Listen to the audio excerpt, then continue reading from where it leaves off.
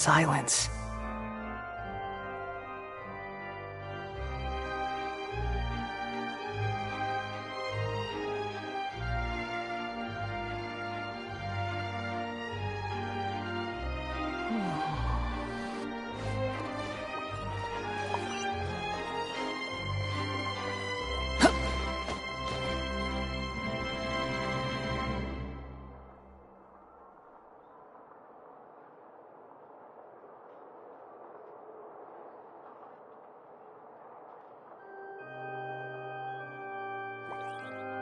There's no such thing as pure freedom in this world.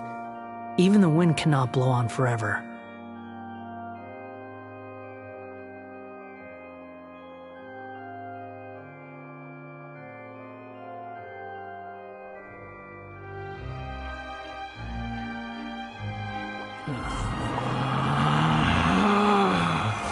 Relax.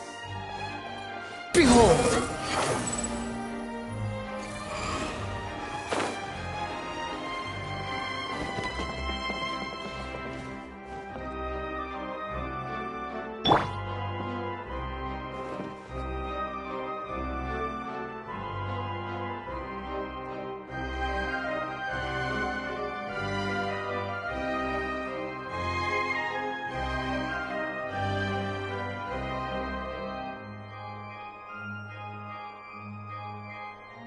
All the world holds dear is but a backdrop of constant motion. I stand before it, alone and unchanging.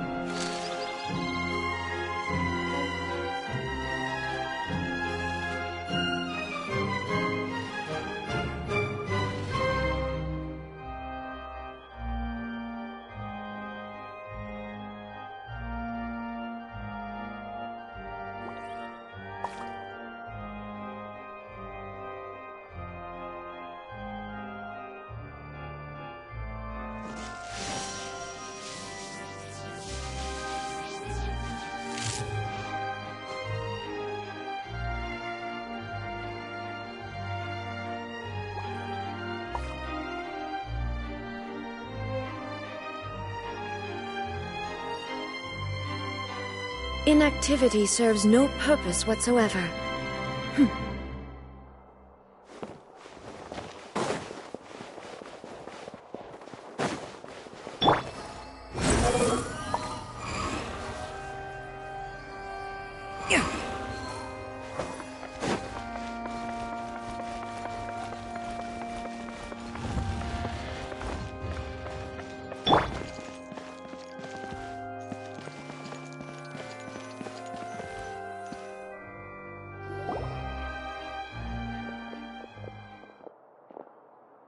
Hey there! What was with the disappearing act you pulled right as the trial ended? Were you looking for us, Navia? Well, this whole thing isn't exactly over, is it? I do feel that we're getting closer to solving the serial disappearances case, though. Don't you think so, too? Huh? What's wrong, my dear partner?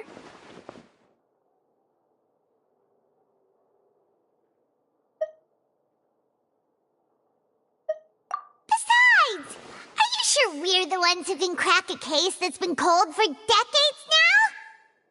And given that there's new evidence from the trial, there should be a trick. Ah, I see.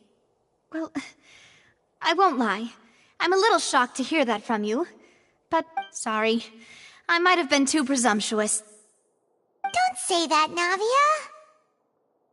Ah, and we were having so much fun investigating with you, too. It was like having new waters flowing into a stagnant mire, causing new hope to spring forth, and the reflection in... sorry about that. I'm a bit prone to nostalgia. Don't mind. Wait, shall we have a farewell meal? You know, to commemorate our time as partners? Huh? Do we really need to get that formal? Well, guess you really did treat— Well, I'd just like to have a proper ending to every important memory. That way there are no regrets later. Anyway, it would just be a meal, so it shouldn't take up too much of your time. You don't have to twist Paimon's arm. If Boss Navi is treating, count Paimon in!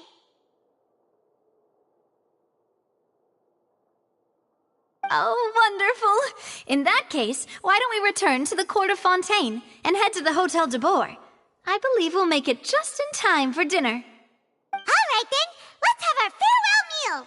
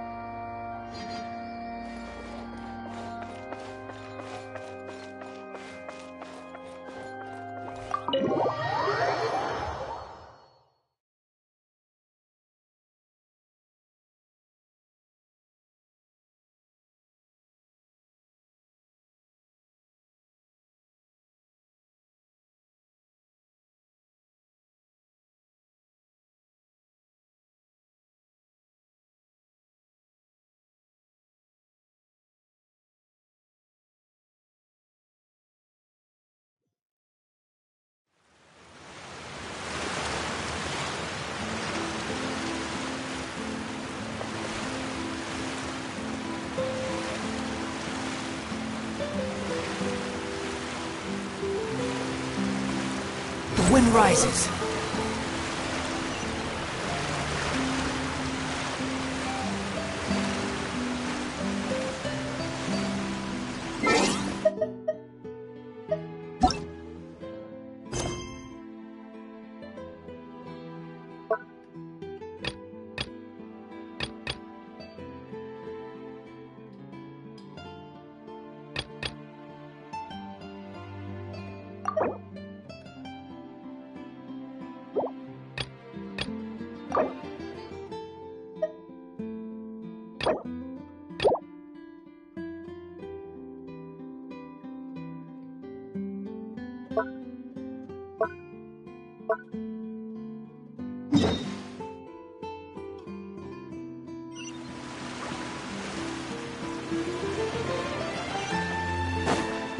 Behold!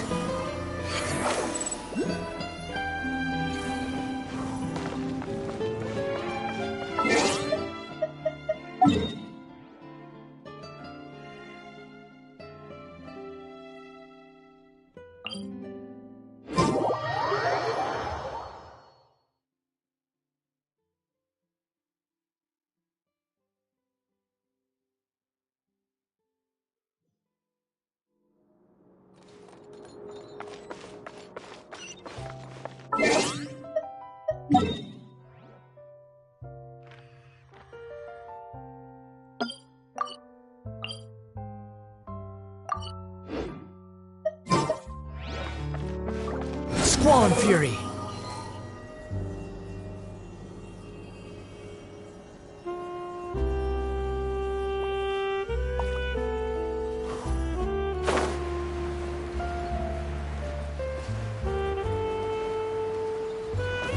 Behold!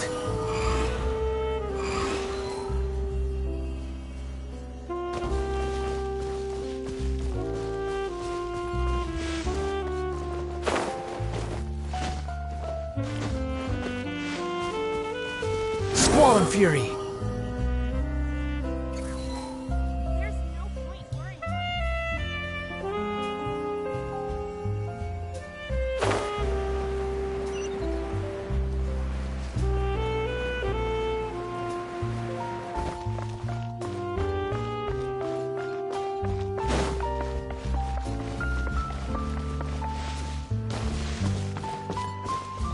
The wind rises.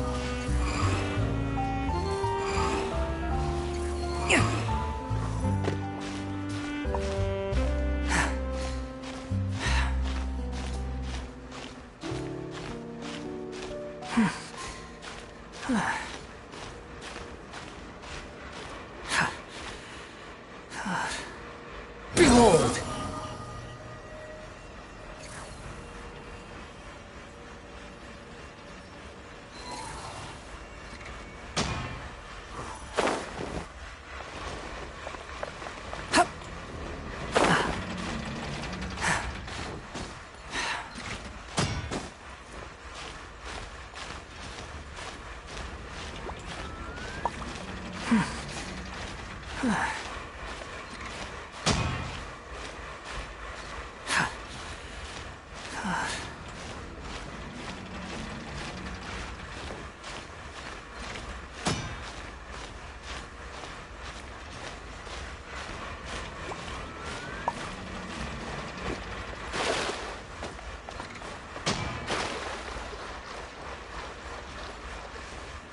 Squall Fury!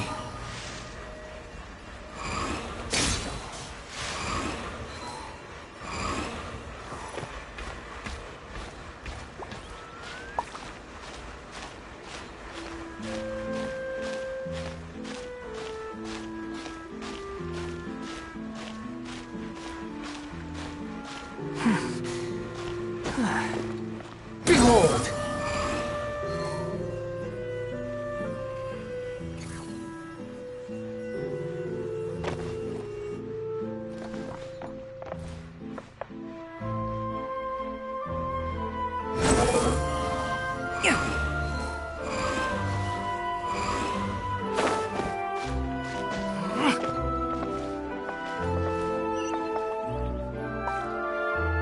Squall Fury!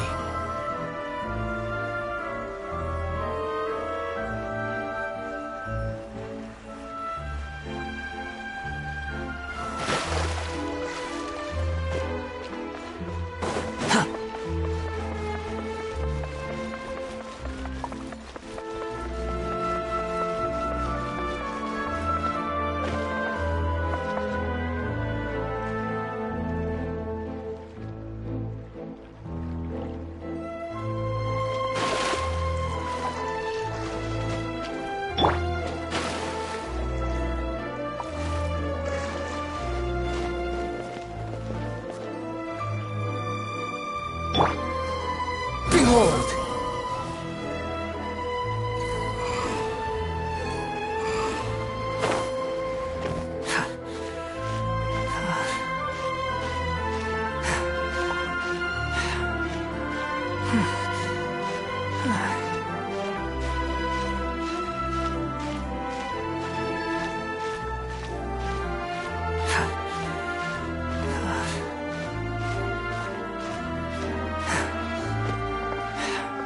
Squall Fury!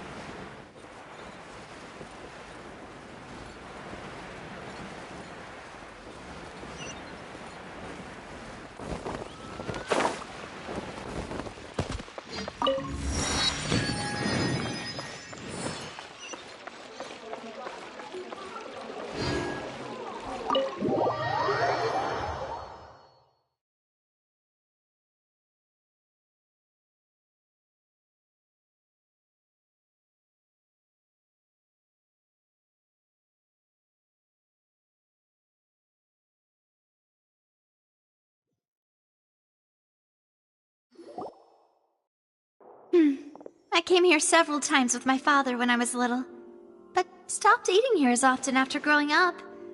I hope the food here will be to your taste. Oh, don't worry. We haven't eaten at a hotel like this in a while. Paimon's getting excited already. In that case, I'll go order for us first. Please wait here a moment.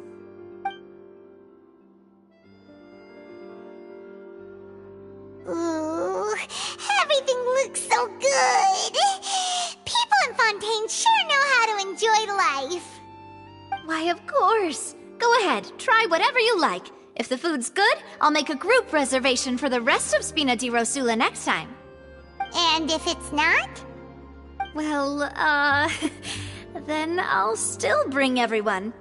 Albeit with only one dish per table. You, sure have your own way of doing things. Oh, we called this a farewell meal, but we could also treat it like a victory feast, right? We did just win that case after all.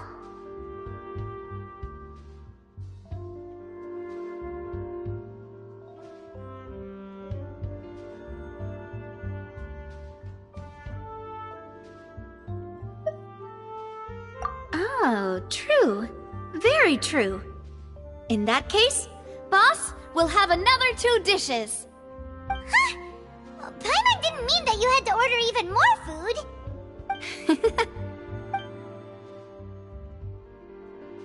Speaking of cases, do you think that the mastermind behind the serial disappearances will get caught soon now that this has all happened?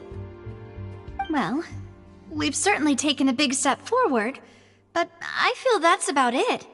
We know that there's an organization that means to dissolve these young women, but we still don't know what they are really after.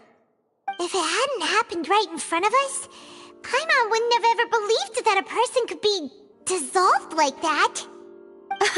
Right? Yet it was because this was such a preposterous notion that the investigation could never really move forward before. Ugh. If only that guy could have finished speaking! We were so close to hearing who was behind it. In such investigations, even the smallest step can seem like a yawning chasm if the trail of clues is cut off.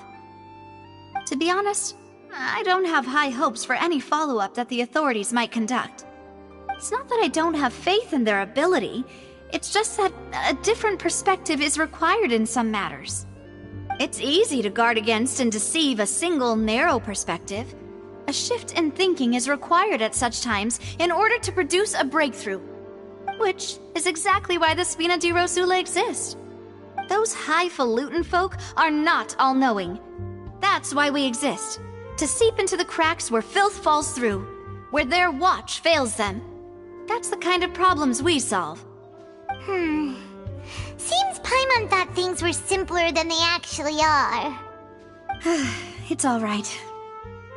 Well, this was supposed to be a farewell meal, so I doubt you have further interest in this business, right? Let's talk about something else. Like, what are your future plans?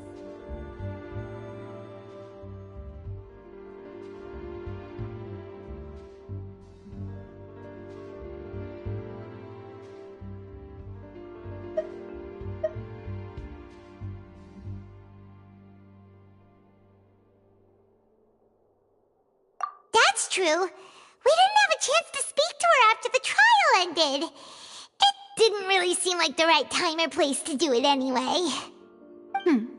I see. So, your primary objective, which has been foiled so far, was to have a chat with the Hydro Archon. I've heard that there's a long line of people waiting to meet Lady Farina. I suspect you'll be waiting for quite a while, considering that you missed your chance today. Yeah, we've heard that she's super popular here in Fontaine, and that it'll be tough getting any of her time. Well, would you consider some more, unique ways? Perhaps even methods of, let's say, questionable legality? Guess that's Spina di Rosula's boss for you. Chock full of sketchy ideas. Well, what did you have in mind? Well, one way would be to infiltrate a performance troupe at the Opera House, only to abandon your act at the play's climax and ask to speak to her after the performance. I'm sure Lady Farina would be eager to see the ending, and would agree in order to finish watching the play, don't you think? Could you suggest something a little more practical? This plan seems pretty hard to pull off. We'd have to go learn how to act, and acting's really hard. All right, here's another. Find a way to conceal yourselves under her bed. Then wake her up in the dead of night and demand answers. Don't let her go back to sleep until she answers all your questions. I can personally testify that this one works. When I'm sleepy, I'll do anything as long as I can finally get some sleep.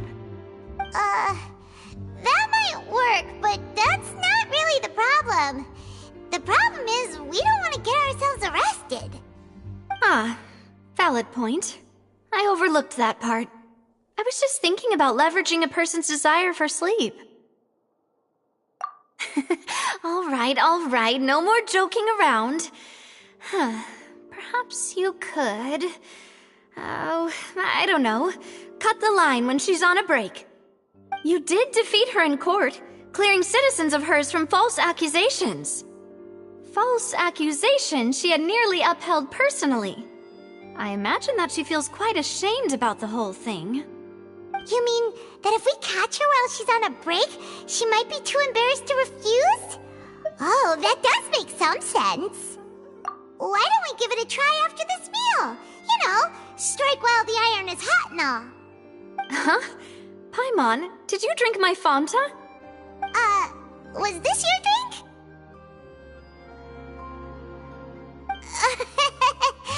Sorry about that. Paimon wasn't really paying attention and the cup was right next to Paimon. Would you like to order another? No, it's fine. We're just about done here. Alright. Honestly, Paimon wouldn't recommend Fanta anyway. It tastes kind of salty and icky. Is that so? Huh. Well, in that case, we'll have to blacklist the Fanta here then. If we're all finished eating, then I'll go pay. Yeah, we're stuffed. Thanks for the treat, Navia.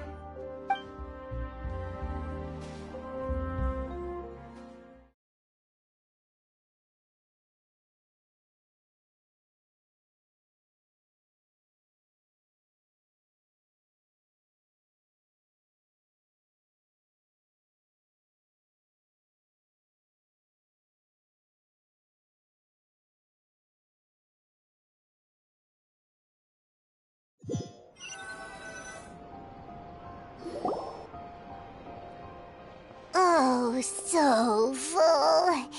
Paimon can barely float anymore. Nah, that would be so... normal. You know, like you. Okay. As for expenses this month, we're left with... Hey, Navia! What are you doing over there? Oh, nothing. It was just a meal, you know? Nothing the Spina di Rosula can't cover.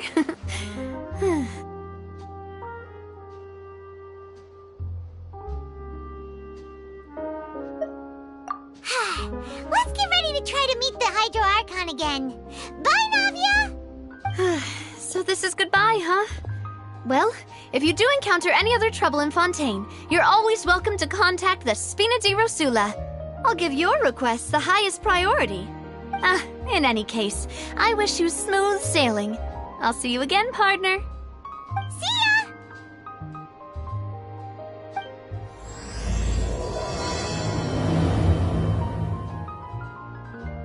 We cannot just rely on Ocean's self-cleaning ability.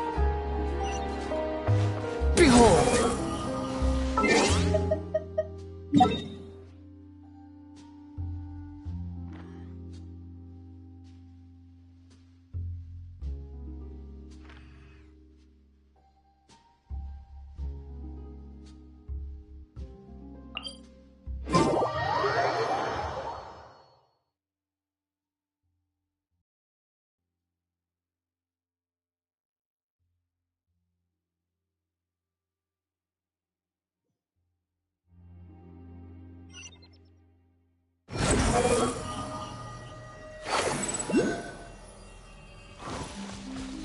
Quit following me. Squall and Fury.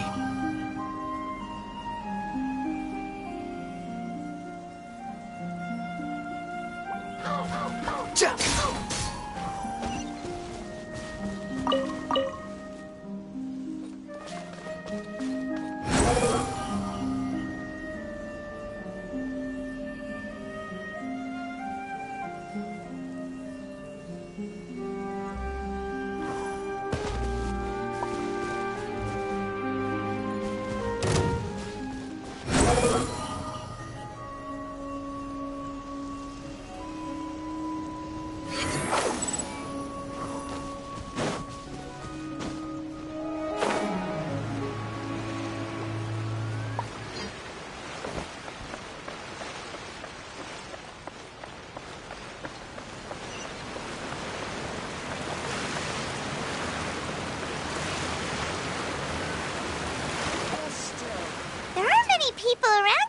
anymore.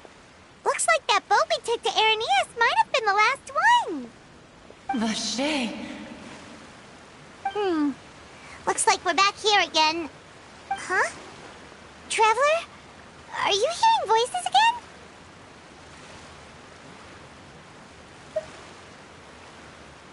Ugh. That's kinda spooky. Vache? Vache. Hey, why are you still walking towards it? There might be something nasty in the water. Huh? Hang on. Paimon can kinda hear a voice. It's calling for Vache, right? Hey, traveler? Stop walking! Come on, wake up!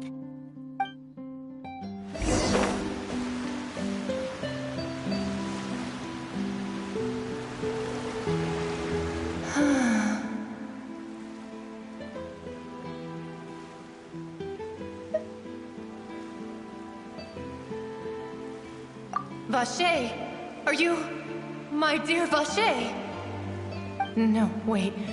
You seem to be someone else. Do you know Vache? Do you know where my love is? I'm... Wait.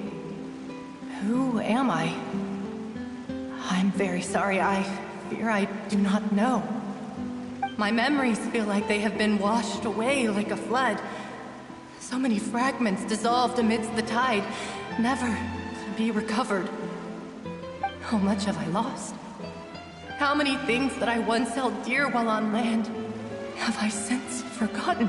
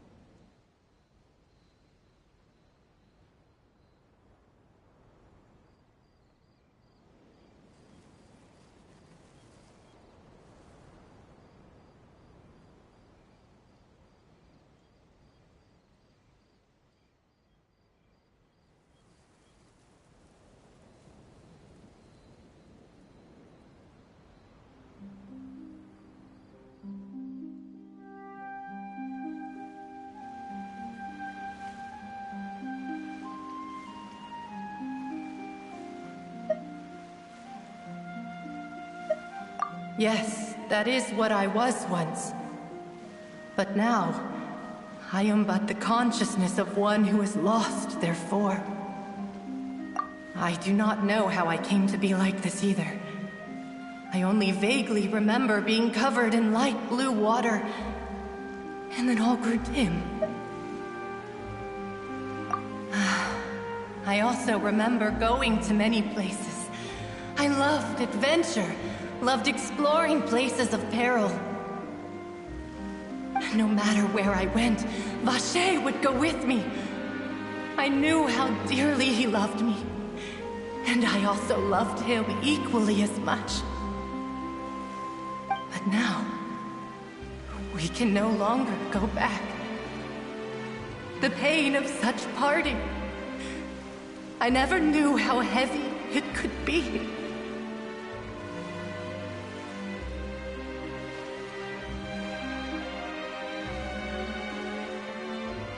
No! Our reunion no longer has any meaning. There is no way for us to create any new memories. The thought of me gives him no succor. So let it lie forgotten beneath the waters.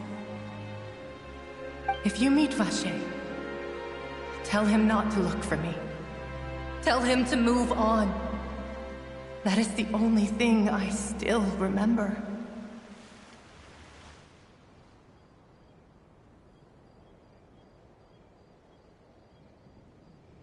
Perhaps that is so. As I was submerged in the waters, losing consciousness, I saw Vacher above the surface. His eyes were filled with such sorrow, such longing. If only I could have comforted him, told him that I did not suffer. Indeed, I had felt a great warmth. Is that what you call it? Dissolving? If anything, I consider it a form of release. It was a state of neither fear nor frenzy, with only an endless peace, like the water's still surface. I could also liken it to being a thirsty person who drinks water for the first time, and only then sees how they have lived for so long in a world of endless want and anxiety.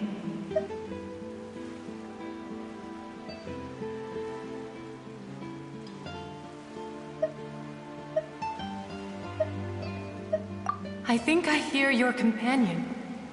It's time for you to go, I think. Farewell, then. I am glad that you were able to sense my presence. Remember,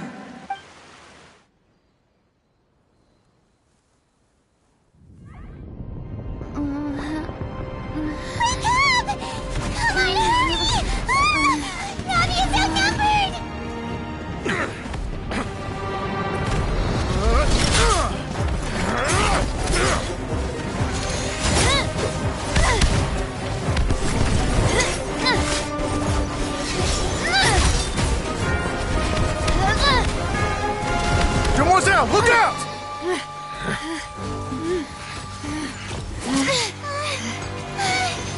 Dear God, it's a whole army of Gardamex.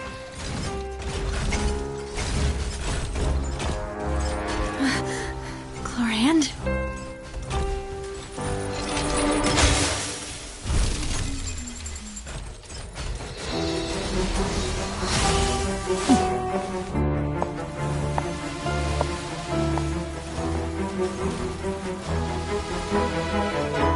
Quick, now's our chance!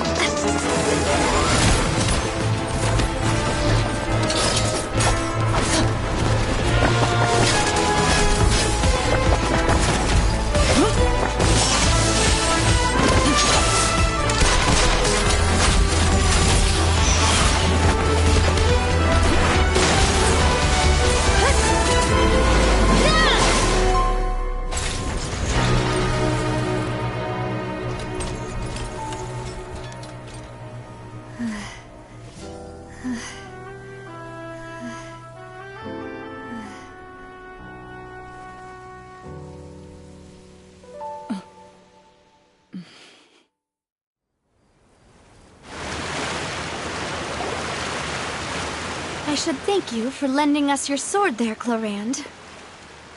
But before I do so, could you explain how you managed to show up here? I followed you. It seemed to me that danger has followed you more closely as of late.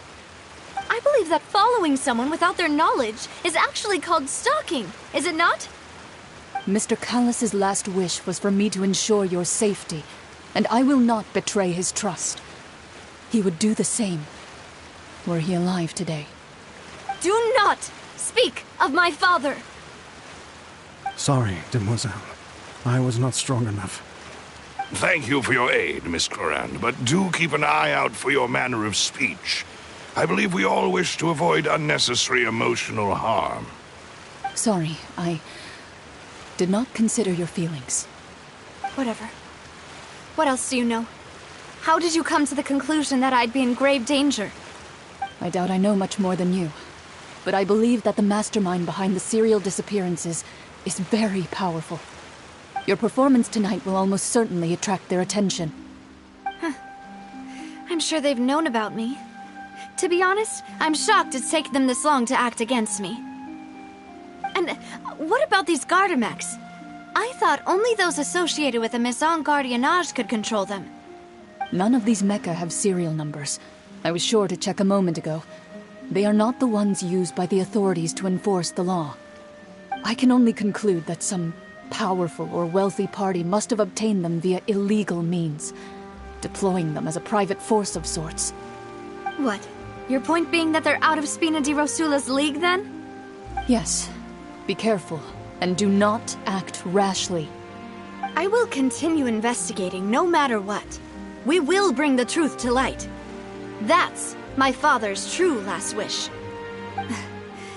Regardless, thank you for your help today, Clarand. But if you get any ideas, tell me first. I don't much appreciate being followed. I do not think that they'll strike again anytime soon. So I shall stop following you. Good day, all.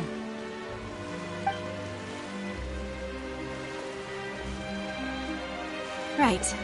I suppose that's the best news we've gotten today. Demoiselle, I believe that Miss Clorand was being sincere with you. If we tried, we could attempt to thaw relations a little. I know, she's...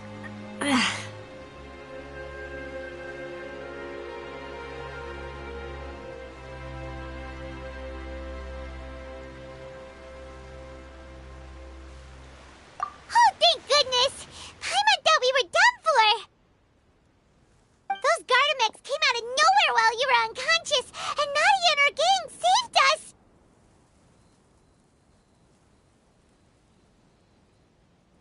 Oh, and there was that champion duelist named Clorand who came out to save us too! We got lucky there. Paimon probably couldn't have fought them off otherwise.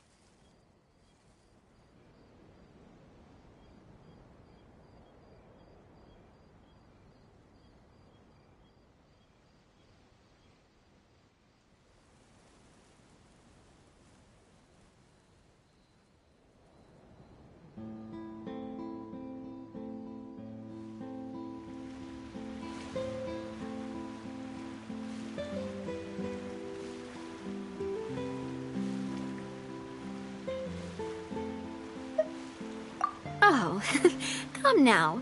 Forget all that polite talk. That wasn't really a farewell meal we had back there. Not for me, anyway. In truth, I hope that every meal we have together shall be a victory feast. As such, we're still partners. There's no need to thank me. It will take 50 years for me to match Demoiselle's magnanimity.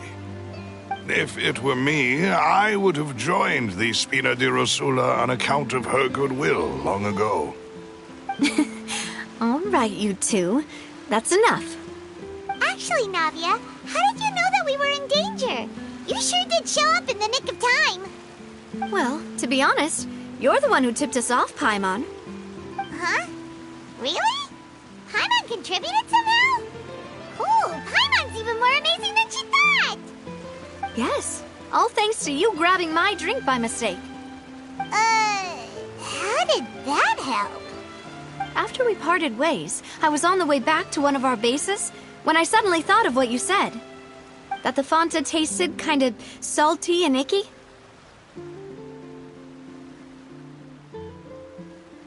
Fanta only comes in sweet flavors, so how could it have tasted salty?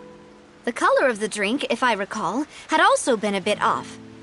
So the Fanta had been spiked with water from the primordial sea? Yes. So, if you hadn't drunk that cup for me... Spina di Rosula is preparing the grandest of awards for you as we speak for saving the boss. Huh. Really?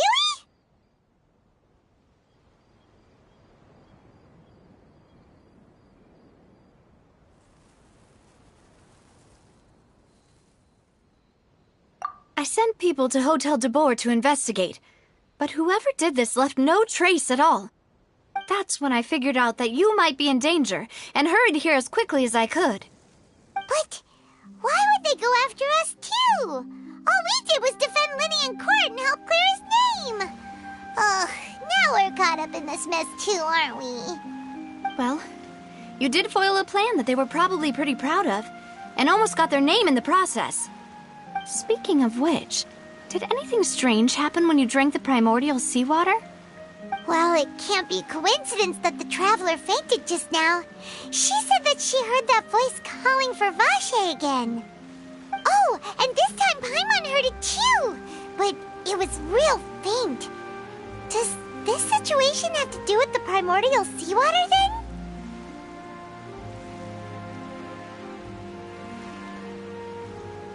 Does that mean the primordial seawater raises someone's sensitivity to hydro when it's used on people who are not from Fontaine? That doesn't sound like too much of a bad thing, to be honest.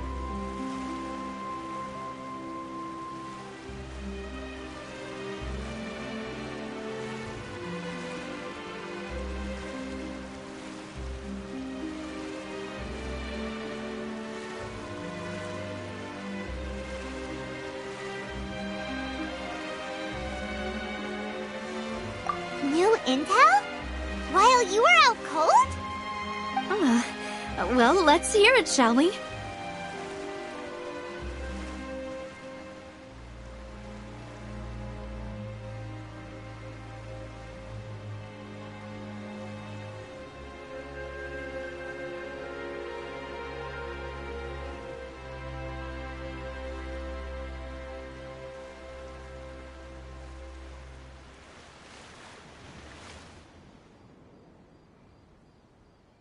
Oh, that is important. Vache. That name doesn't ring a bell. I suppose he hasn't stepped forward as a witness in court lately. Since he saw that young woman dissolve, he was at least at the crime scene. But he never gave testimony or any information regarding people dissolving in the primordial seawater. Could he have been threatened?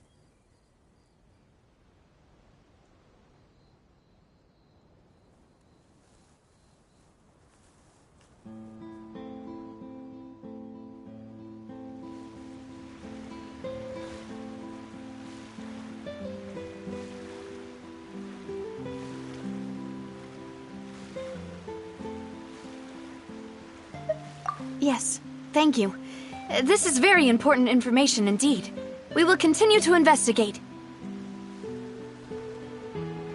Oh, you mean you'll help us investigate? Well, you did say that our farewell meal didn't really count. That means we're still partners, right? And besides, we're in this now whether we like it or not. You're not gonna let those people who targeted us get off the hook so easily, are you, Traveler? Demoiselle, do try not to look quite so pleased. You are the face of Spina di Rosula, after all. You talk too much. Well, in that case, let's head back to one of our bases, shall we? I'll arrange accommodations for you. We also have some plans to go over, and hopefully we can deepen our bonds as partners. But we'll take that one step at a time, I guess. Don't worry, you two. With us around, our base is definitely secure.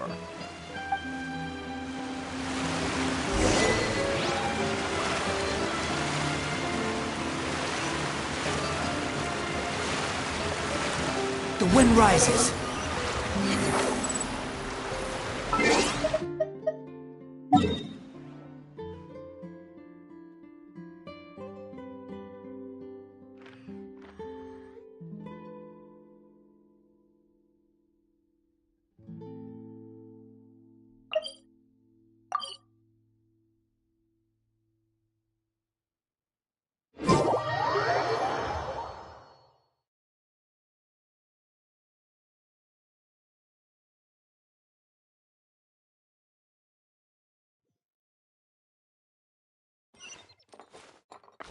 Behold! Search forth!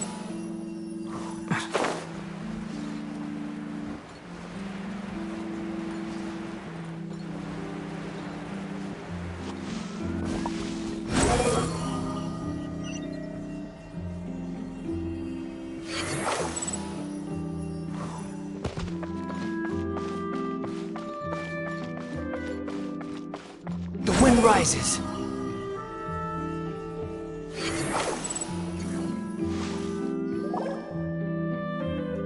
It's right up ahead, but let's make sure we weren't followed first. I've been keeping watch, Demoiselle. I haven't spotted anyone suspicious thus far. Very good. But let's not let our guard down for now. I shall find rooms for our respected guests. Thank you, Malus.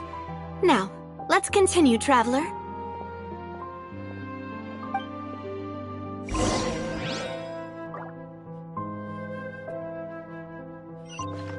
Behold!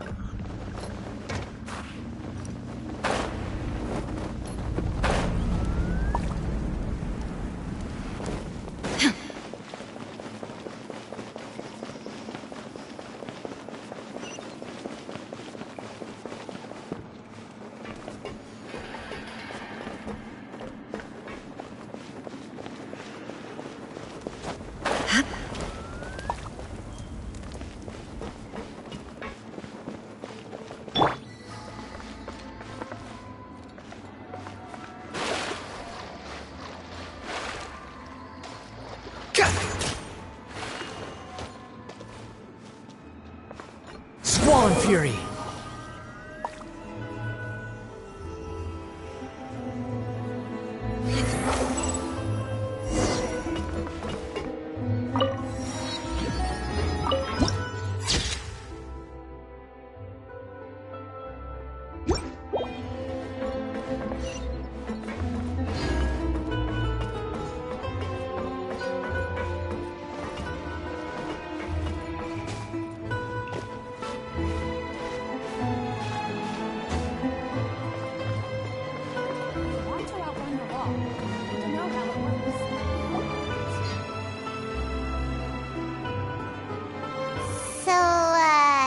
This is your base? It's not quite what Paimon imagined. Your accommodations have been arranged. Under the present circumstances, I can confidently say it's the best we have.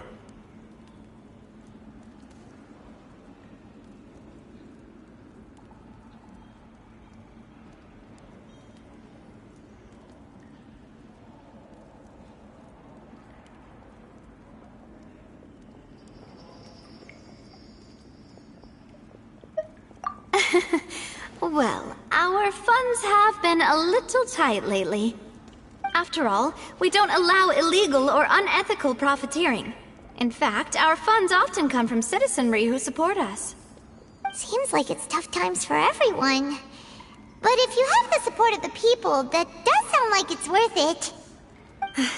To be honest, our financial situation was a lot better back when my father was in charge a few years ago. I'm afraid I'm not quite his equal. Your father... he was the previous boss of Spina di Rosula, right?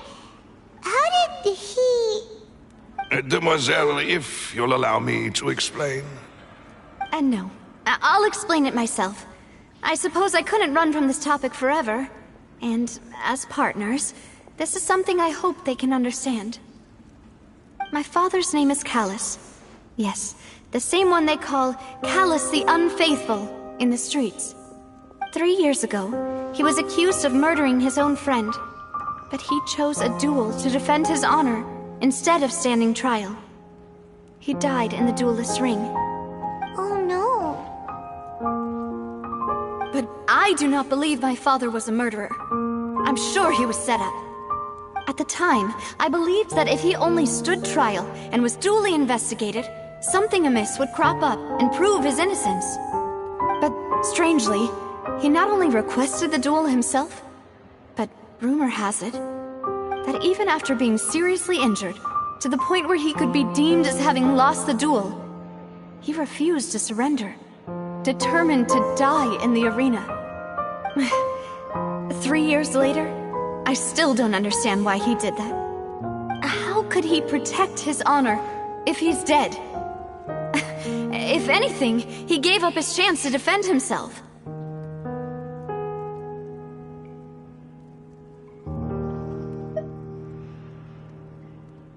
The closest piece of info I have is that my father had been investigating the serial disappearances case at the time of his death. Ah, so that's why you're so determined to get to the bottom of that case. That's right. I've also tried to investigate the murder my father was implicated in, but I haven't found a single new clue in my countless reviews of the investigation records. However, I believe that if the murder case is related to those behind the disappearances, they must know something. I must know what really happened. Was my father coerced? Framed? Even if he really did kill his friend, I must get to the truth. If only he'd been more open with me when he was still alive. He even hid the fact that my mother died due to complications when giving birth to me. And now, here I am investigating his death. You really are a handful, aren't you, Papa?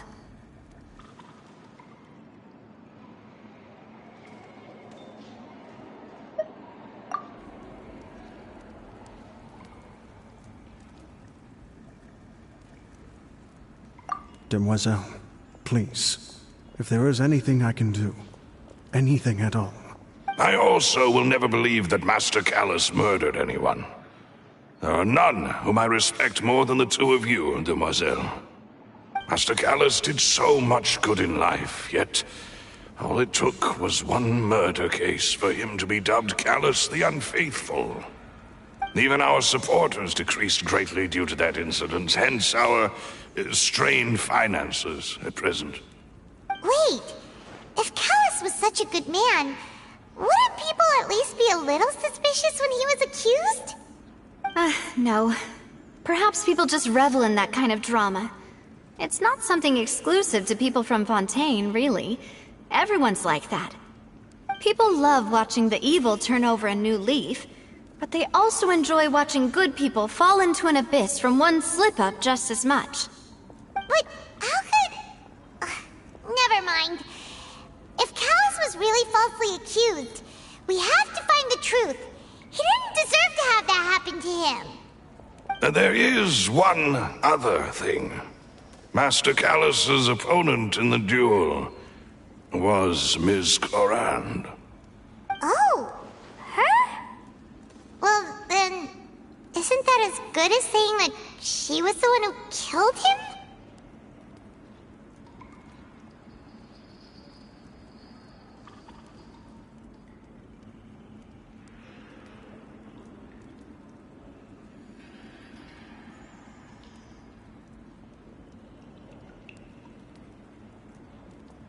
Yeah, that's not the sort of thing that you can just let go and move on from.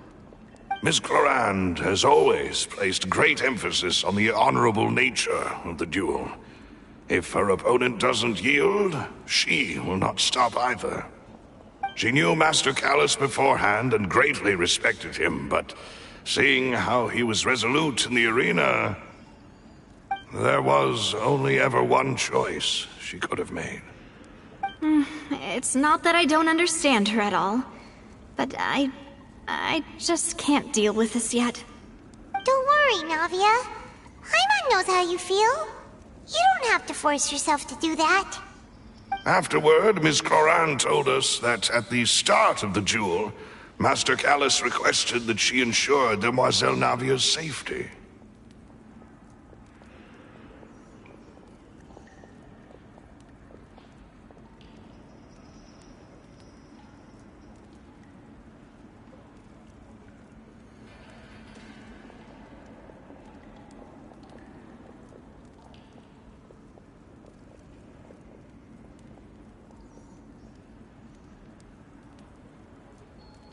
Yes, that is our understanding as well. Oh, Papa. What madness drove you to ask the person who killed you to take care of me? All right, anyway, that's the information I wanted to share with you. Even if it did sound like I was just complaining towards the end.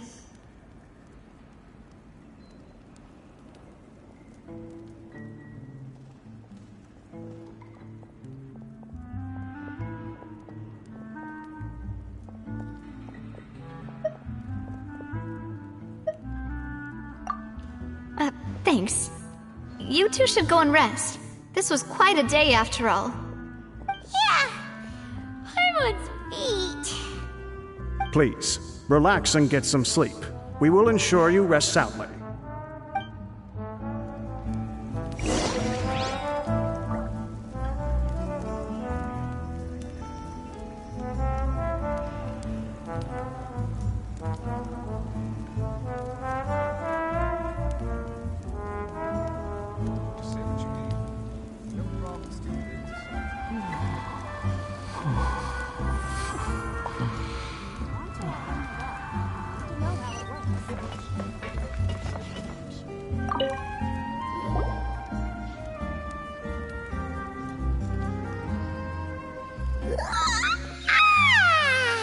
Paimon slept so well.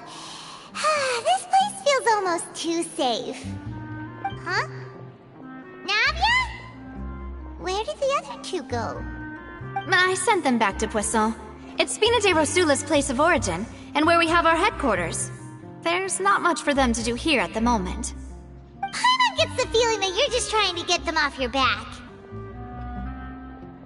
But never mind that. When did you get back? Were you waiting here the whole time? No, I just returned after going out for a while. I did some investigating yesterday regarding the name Vache. Wait, so you didn't sleep at all? How could I after having such critical new evidence appear? Guess Paimon wasn't speaking for everyone just now, huh? Unfortunately, this name seems to have been wiped from existence. It doesn't seem to have a match anywhere. I suspect that those behind this have already taken steps to hinder an investigation from this angle. But that does prove that this Vache person is a key witness in the incident. Does that mean we're too late, though? No. There is one ray of hope. One place in Fontaine that they would find almost impossible to threaten, no matter how much they wanted to. And that is the archives kept by Chief Justice Neuvillette. A place where detailed files on all the cases in recent years are kept. If the Oceanette you met is one of the young women who went missing recently, we should be able to find some related information there. So Neuvillette maintains an archive of case files? Whew, guess that's the hard-working Chief Justice for you. In that case, let's go talk to him, shall we? Aren't you coming along, Navia? Did you get tired? No, it's nothing. Let's go see the Honorable Chief Justice.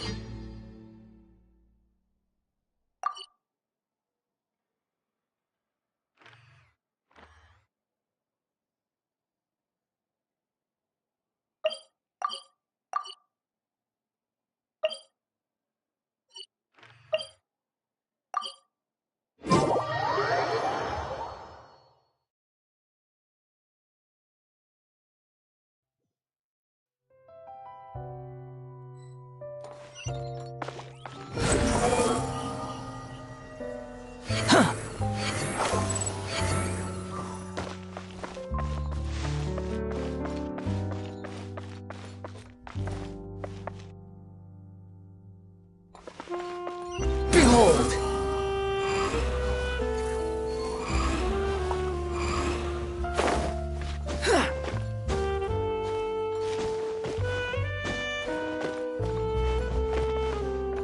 The wind rises.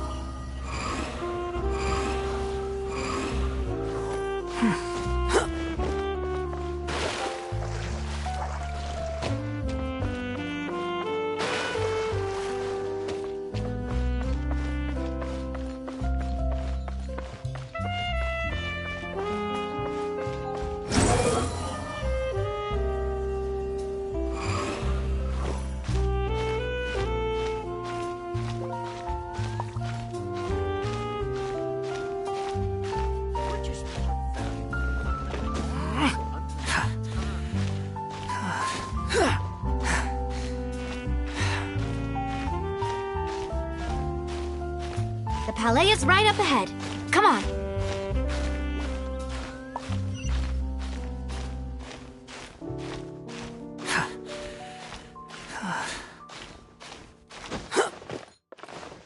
Which is more valuable? Unlimited mora or unlimited time?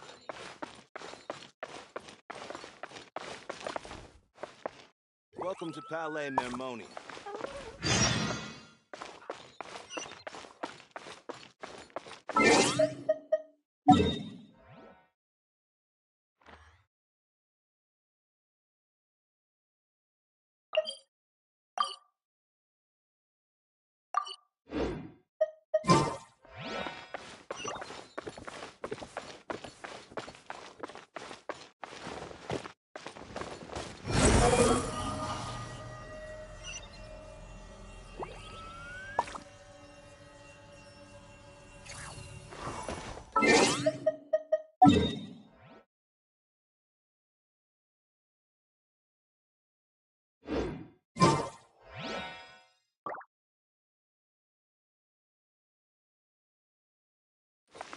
Squall and Fury!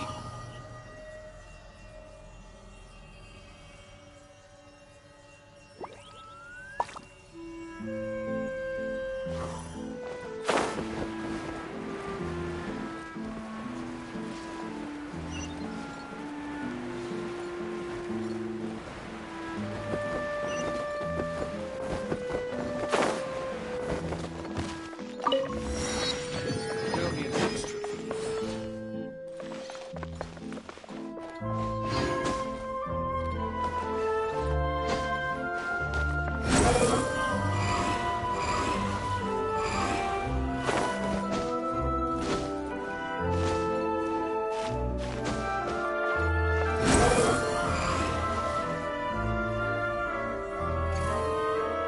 Ha! Upon the gale!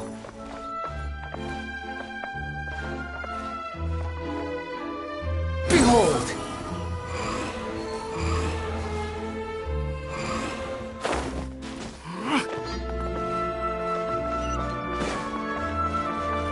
Squall and Fury!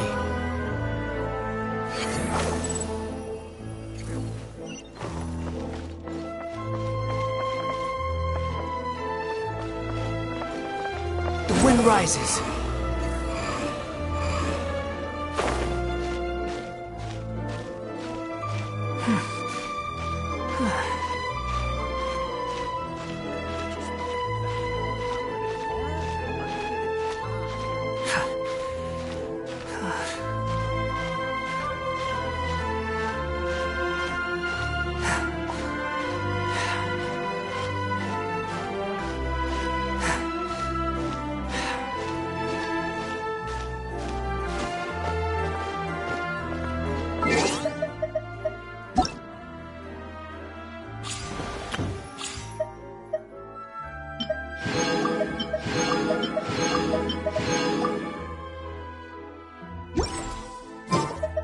Squall and Fury!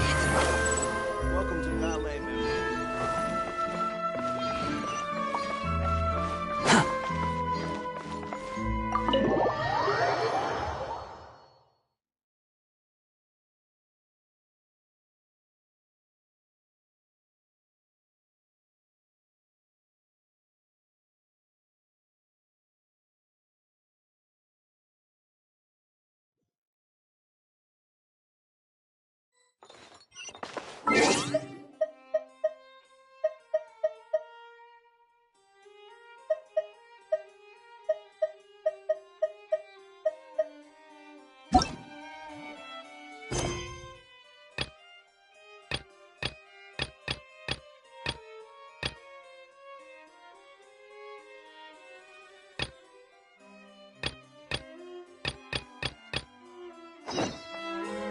Behold!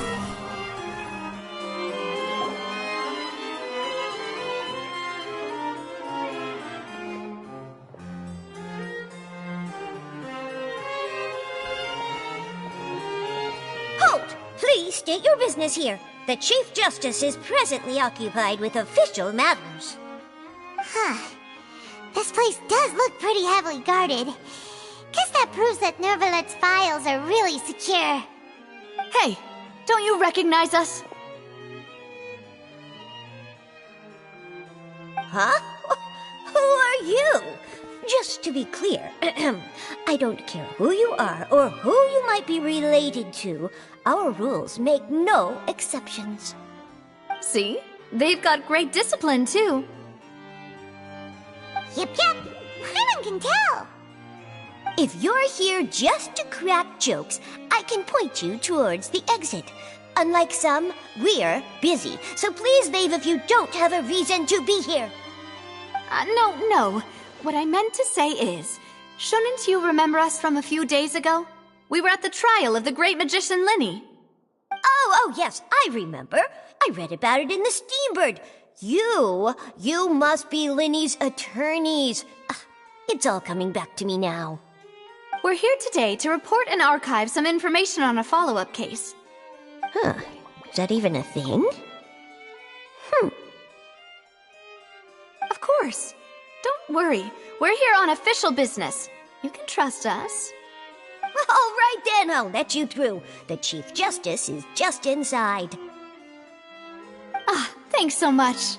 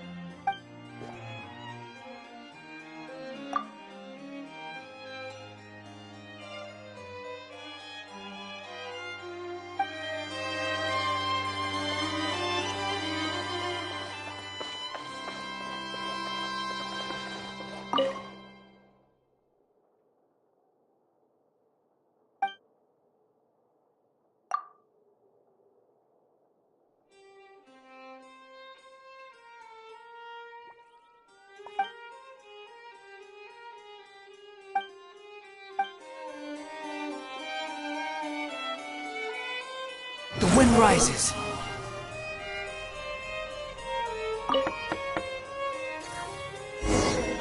Please come in.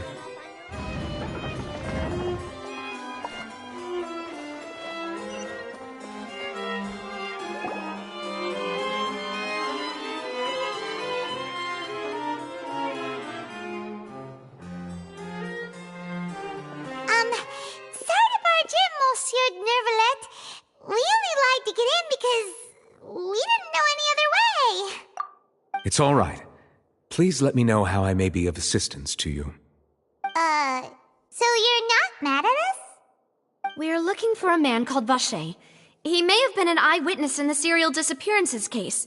If we can find him, we may be able to unearth some key information on the case. Ah, I see. In that case, please wait here a moment while I browse through the files.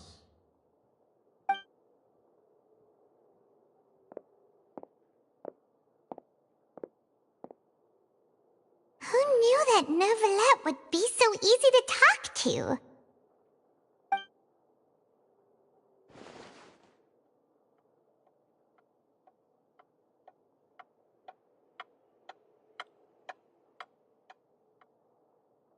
Unfortunately, I'm quite certain that no one by the name of Vache has been involved in any case, criminal or civil, in the past several years. There are no records of him either in the files or in my memory.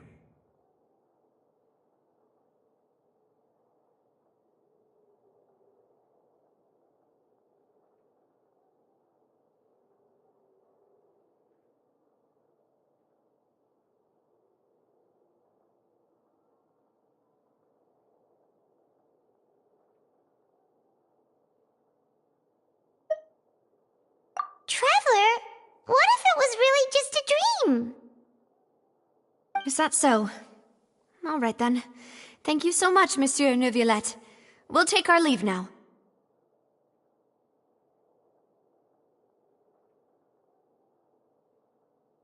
Ahem.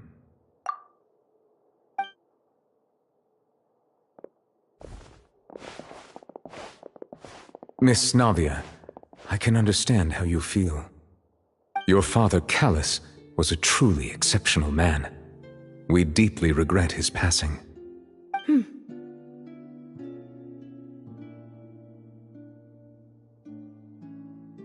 And what are you trying to say, Monsieur Neuvillette? Are you trying to console me? Extend your sympathy? Or just express some tendril of regret? No. You are not trying to do any of that. I can hear it in your voice. There's no emotion behind your words. You only said those things because you felt like you should.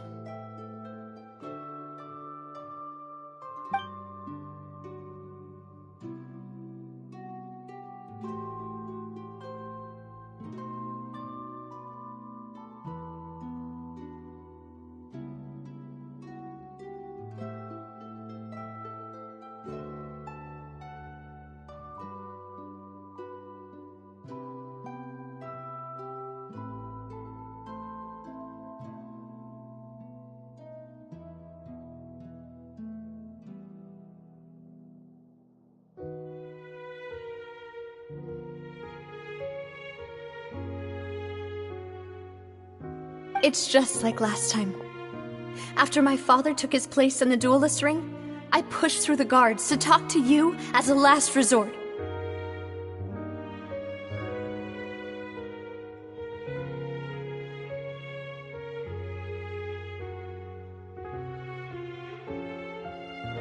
You even told me then that you thought there was something fishy with the case, yet you still allowed the duel to go ahead.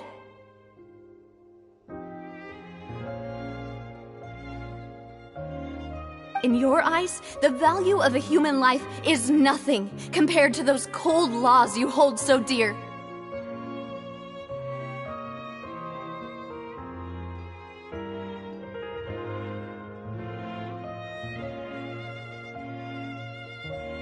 If you truly regret my father's death, then why didn't you call a stop to the duel?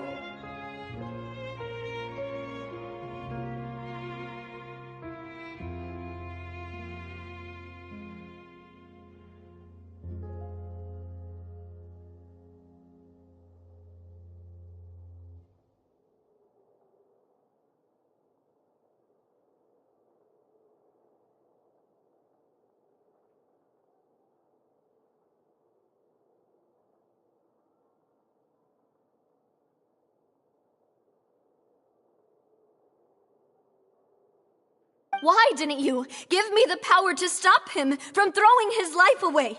Why did you just let him die, despised and hated by all?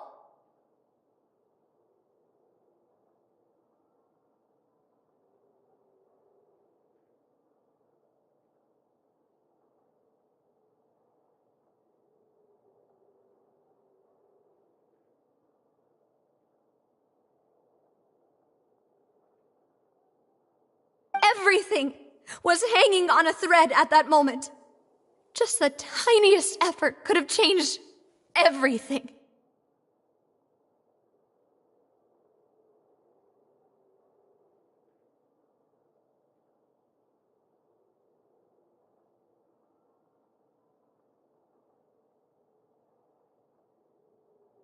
There are still so many things I never got to tell him. So many questions he still owes me answers to. If you really have no heart, then just look me in the eyes. I, Navia, will show you the true meaning of regret.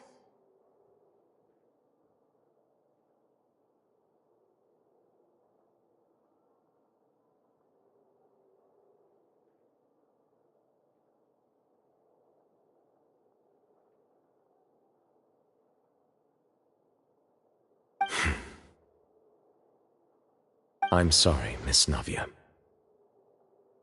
You and my father are truly alike. You keep all kinds of things in your heart and never say a word to anyone. It's not so much that you can't feel, but that you would never express anything. Oh well. In any case, everyone already knows full well the apathy of the Chief Justice. My apologies for taking my emotions out on you, Monsieur Chief Justice. Let's go, Traveler and Paimon.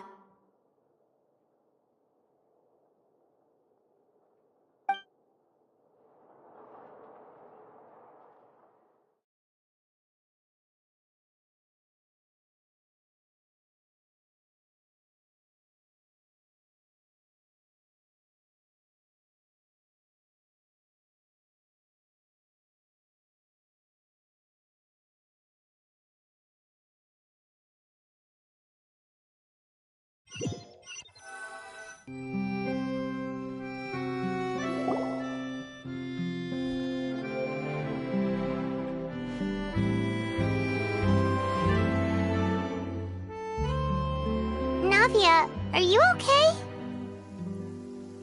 I'm fine. Rain. It's raining. You're right. Wasn't it still sunny when we went into the building? And there shouldn't be any active trials today. How strange. Now that I think of it, on the day my father was convicted of murder, it was also raining. What is it? Did you think of something? Yeah, he was outside. It was uncovered and the rain could fall there. Why? Do you think the rain could have affected the crime scene? That thought has occurred to us before. We've even expanded the search area to try to account for that, but didn't find anything of value. Oh? Wait. You don't mean... So you're saying that the true murderer could have been turned into water and then got washed away with the rain? Yeah, and if that's what had happened, then no one would have believed your dad, even if he explained what he saw to the authorities. I really think I found a true genius for a partner. You're completely right. How did I not connect the dots earlier? All right, let's go to Poisson. With this new lead in mind, we'll get to the bottom of my father's case for sure. Yeah, we're gonna make progress for sure this time. Do you want to go with me now? Or do you want to head over by yourself later?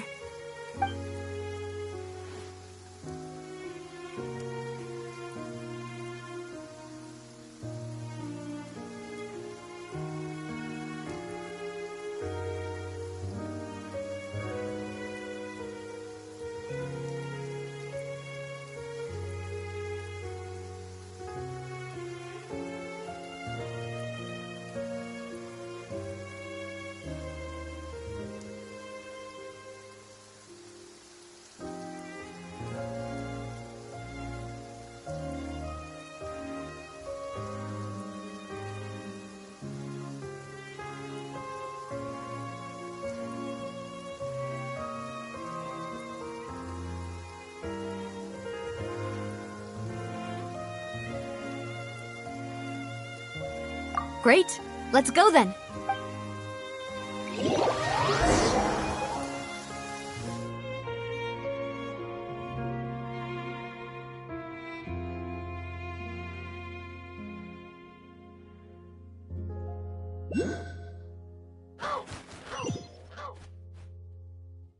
You're so happy just to see the sun again. How childish.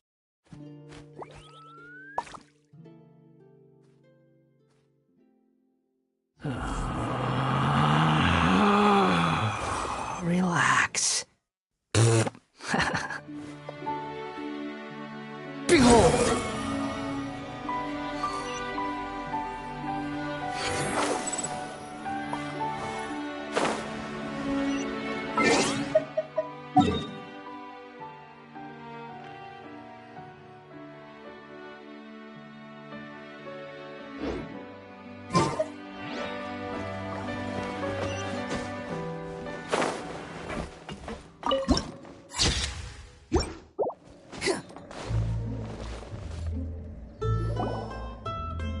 Whoa.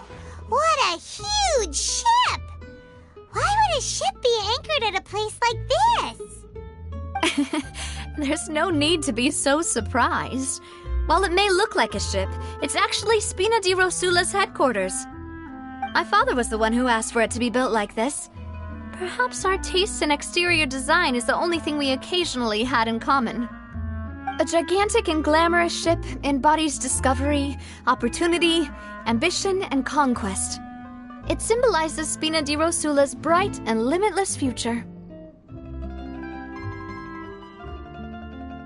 And Paimon thought you were bluffing when you said Spina di Rosula had a glorious past. Paimon was confused why a group with such a history would live in the sewers. But now that Paimon has seen this ship for herself, she's been convinced. Well, Poisson is where Spina di Rosula began, after all. It's our main base, our home.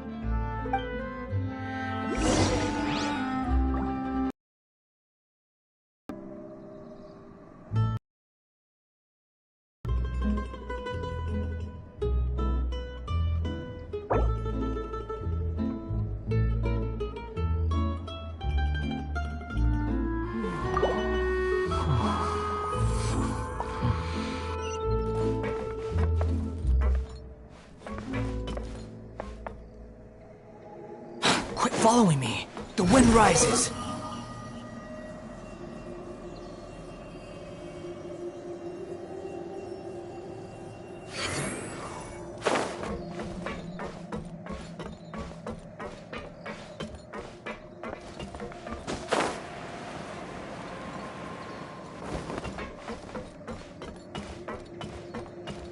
Squall and Fury.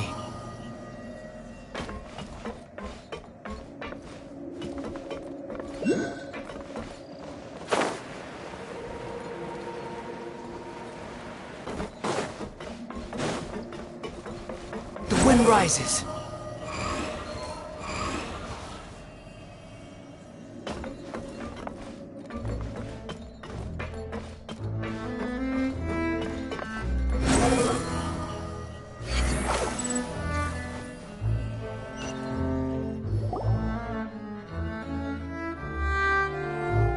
Maloose, we're back! Apologies for the wait, demoiselle, and our most important partners. You said before that you still had some business at the court. What brings you back to Poisson so quickly? About that. It's because my partner here reminded me of something really important. You see, what if my father's case had something to do with water from the primordial sea? You still remember, right, Maloose? On that night, it was raining? Yes, the case was quite similar to that of Mr. Linney's. Both were what you'd call impossible murders.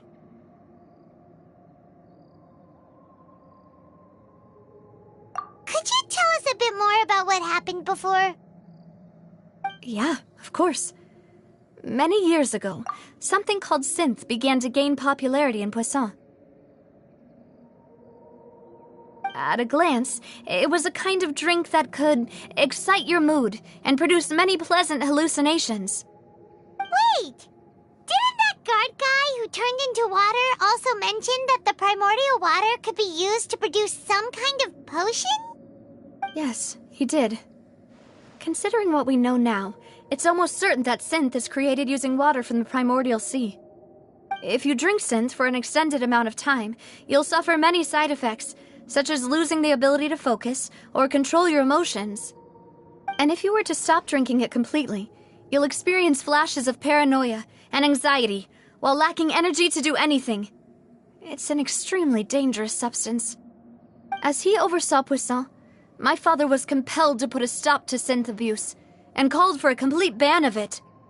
Boss's uncompromising attitude incurred the synth vendor's wrath, but no matter how much they threatened or bribed him, he refused to yield. Not only that, Boss became determined to find the mastermind behind the synth operation and put an end to the problem once and for all. Yes, but the enemy was very cunning. So he could never get anything out of the dealers. all of whom only sold the stuff and weren't privy to the rest of the operation. Recognizing that, my father decided to contact the dealers in secret and cultivate personal relationships with them.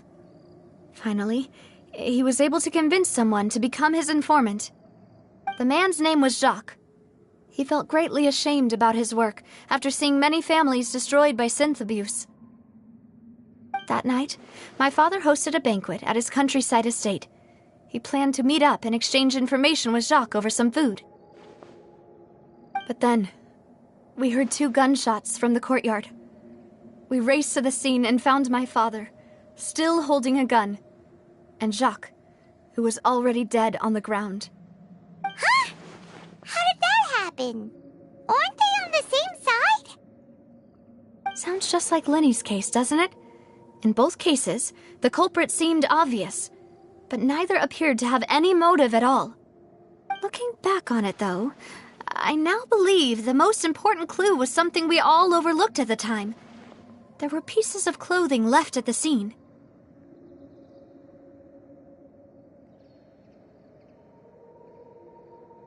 Precisely. It's all thanks to you that I made the connection now. Back then, we all just thought they were some costumes that Jacques used to disguise himself at the banquet. But, considering it now, it's almost certain that they belong to a third person at the scene. With one extra person, we'll also need to reconsider why the 2 shots were fired.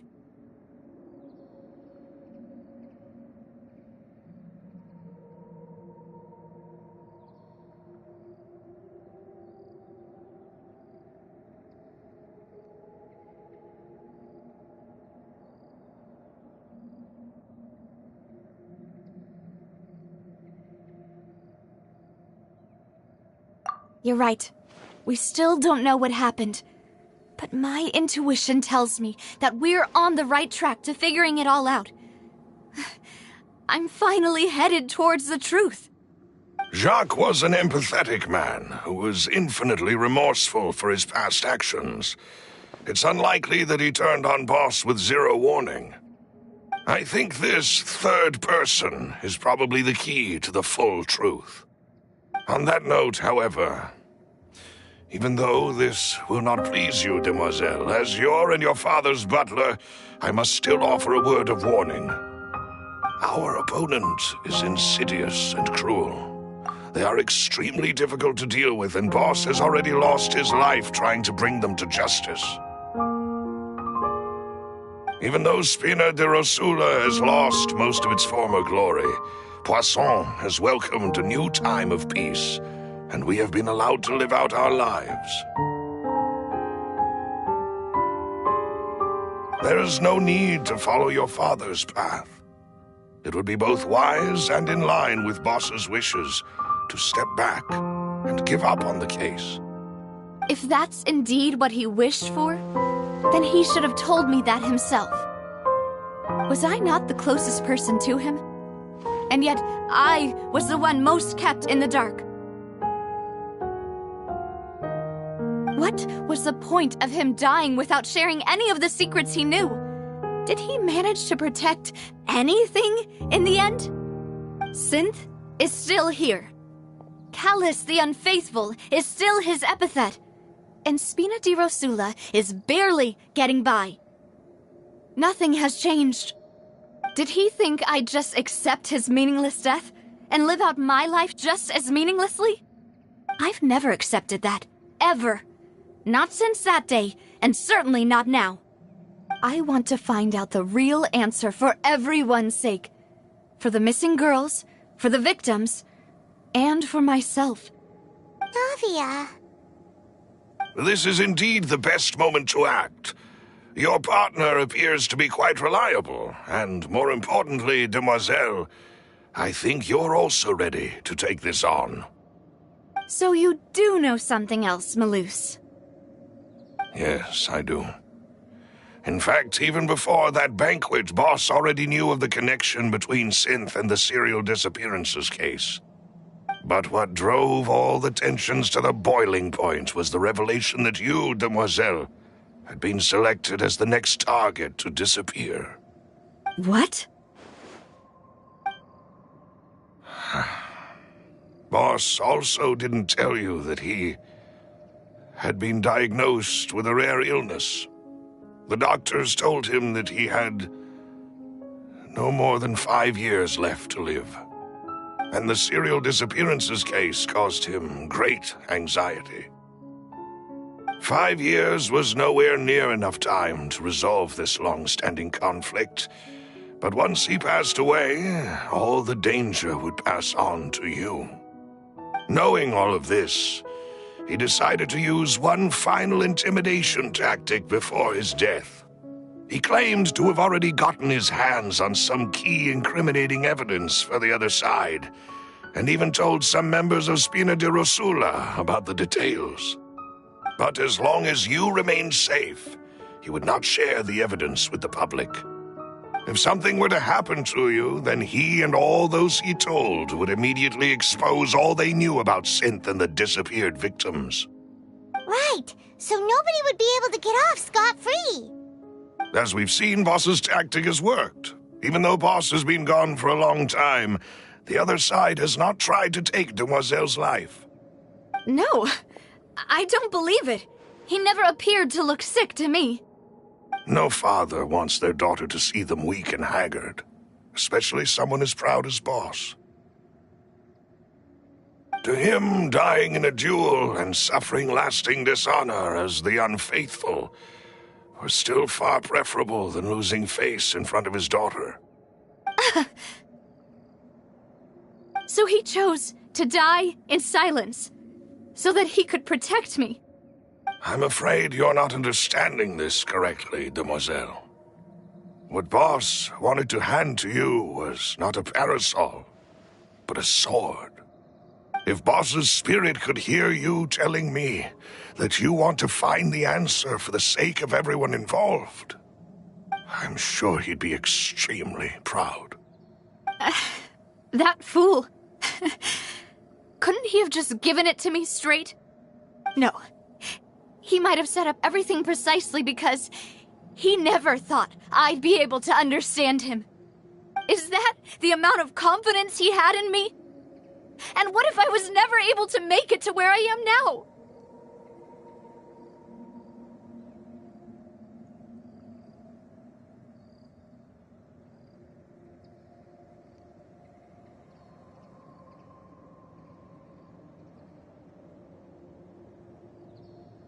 Yeah. I suppose that's true. With the way he'd set things up, if I had wanted, I could have just lived out my life without a care in the world. But thankfully, he rarely talked to me about complex matters, and thus understood little of me as a person. In this case, he really didn't need to give me an easy way out. Malus, what was the key evidence that he shared with you? It's the location where Synth is produced. Essentially, it's the enemy's headquarters. When he was threatening the enemy, Boss didn't share the specifics of the incriminating evidence he found. But if you want to use it against the enemy, you'll still have to take several things into consideration. Why? If we know where the place is, can't we just go storming in?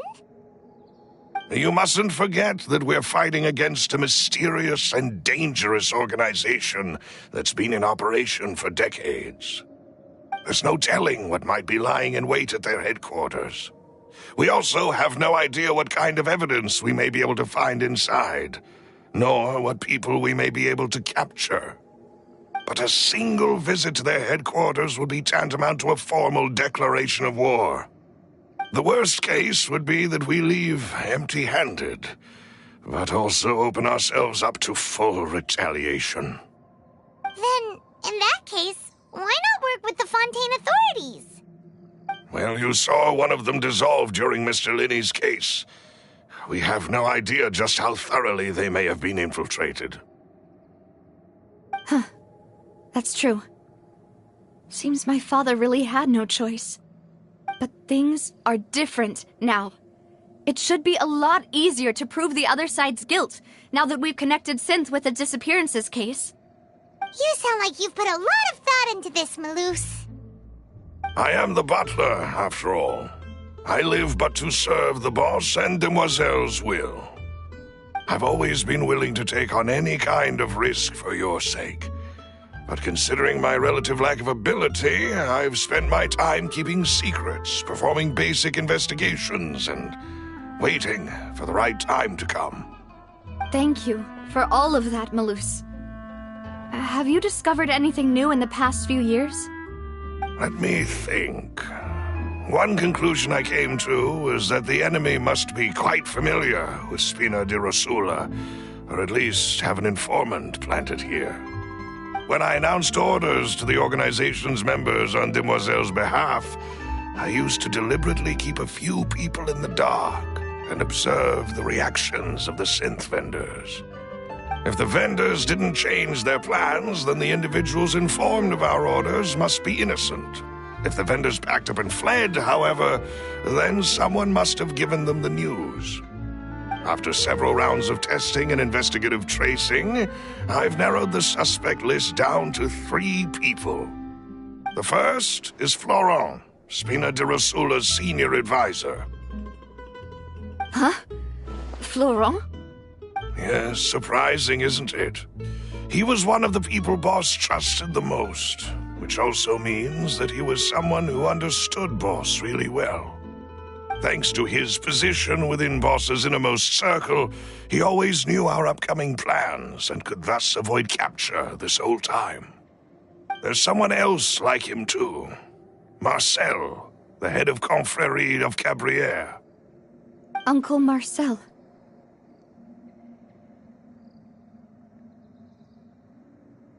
It's a guild in Poisson.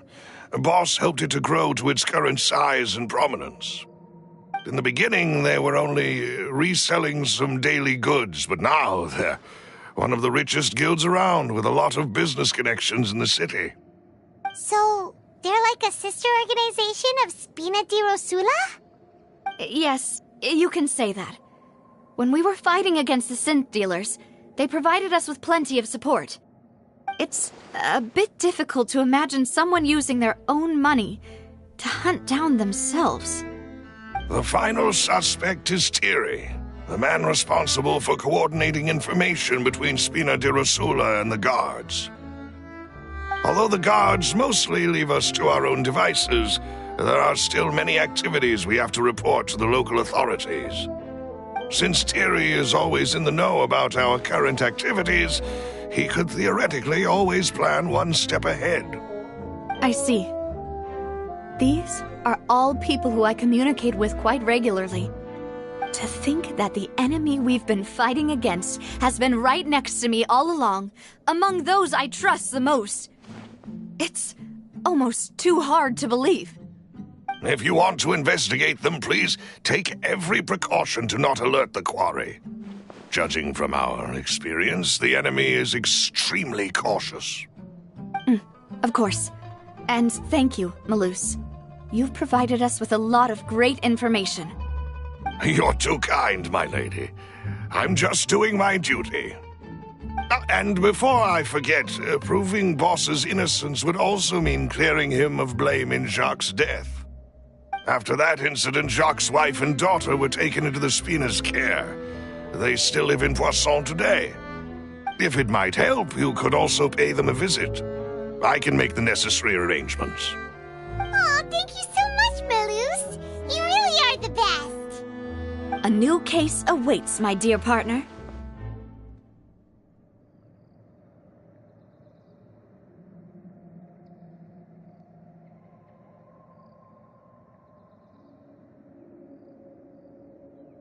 I hope we can work together to uncover the truth and end this case once and for all.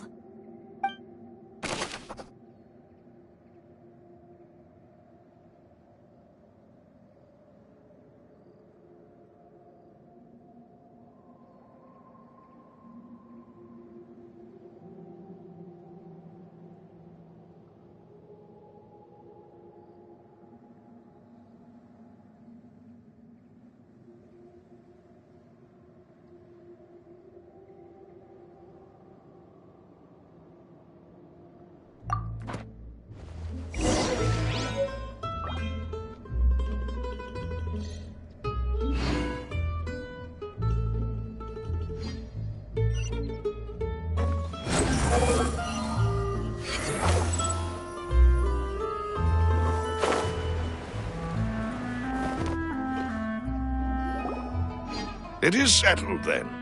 Please excuse me, and enjoy your conversation at your leisure. Thank you for arranging everything for us, Malus. Excuse me, miss. Do you need anything from us? Oh. Hey, Navia's all quiet. This isn't like her at all. I'm sorry that I only came to visit after all this time. After what happened, I didn't know how I was supposed to face the two of you. Ah, if it's about that, there's no need to apologize. After my husband died, Spina di Rosula sent us a lot of mora and support. I understood your guilt and apology to be genuine. But aren't all of those things nothing compared to the loss of Jacques? I can understand the kind of pain that comes with losing a father so needlessly. You don't understand at all. I didn't know how to face you, because I didn't know what I could possibly bring as a consolation gift. I know only the full truth could bring closure to you, and to all of us. I'm sorry. I appreciate the sentiment, but you don't have to carry all that guilt. On the matter regarding my husband, my daughter and I have more or less found our answer already. Would you mind sharing it with me? I really can't believe that my father could ever bring himself to shoot Jacques. I always knew that my husband's money was earned through others' suffering. He told me countless times that if he could turn back the clock, he would never go into the synth business again. He had many regrets, and felt that he took the idea of providing for his family too literally. For the longest time, he thought Mora was everything. So when Mr. Callis came to him with a proposal, he accepted it almost immediately. He tried to be as careful as he could, but even so, he was still found out by the higher-ups. They found out about his betrayal? Papa didn't say that exactly, but Papa did tell me that I should never be ungrateful. Before he left that day, he told me that he had no choice. It was only later that I realized it was his final farewell to the two of us.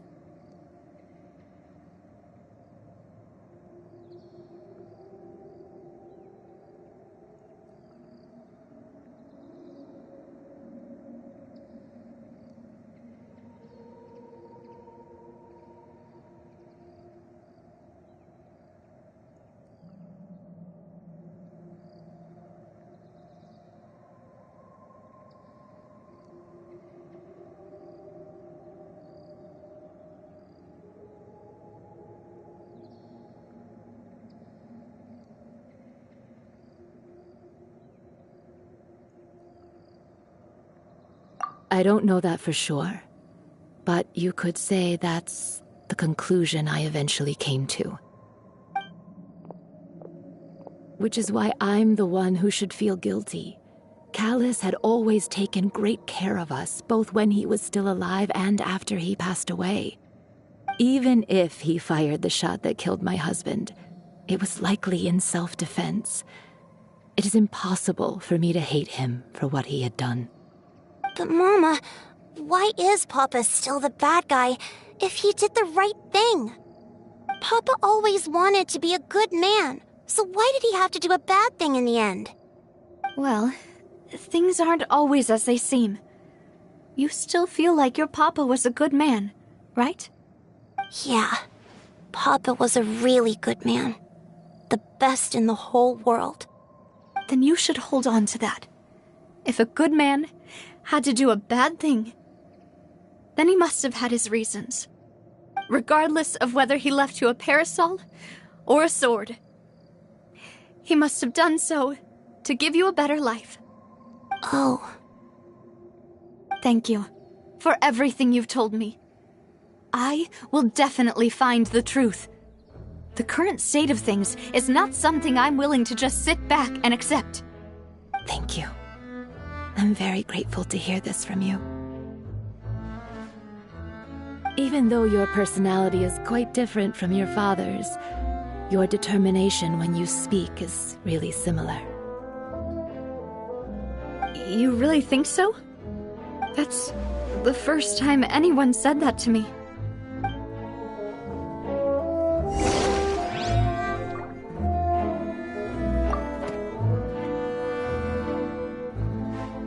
Are you okay, Navia? I'm fine. Don't worry. Let's investigate the 3 suspects next. Florence should be nearby, and we should be able to find Thierry and Uncle Marcel in the city. I'll get myself together.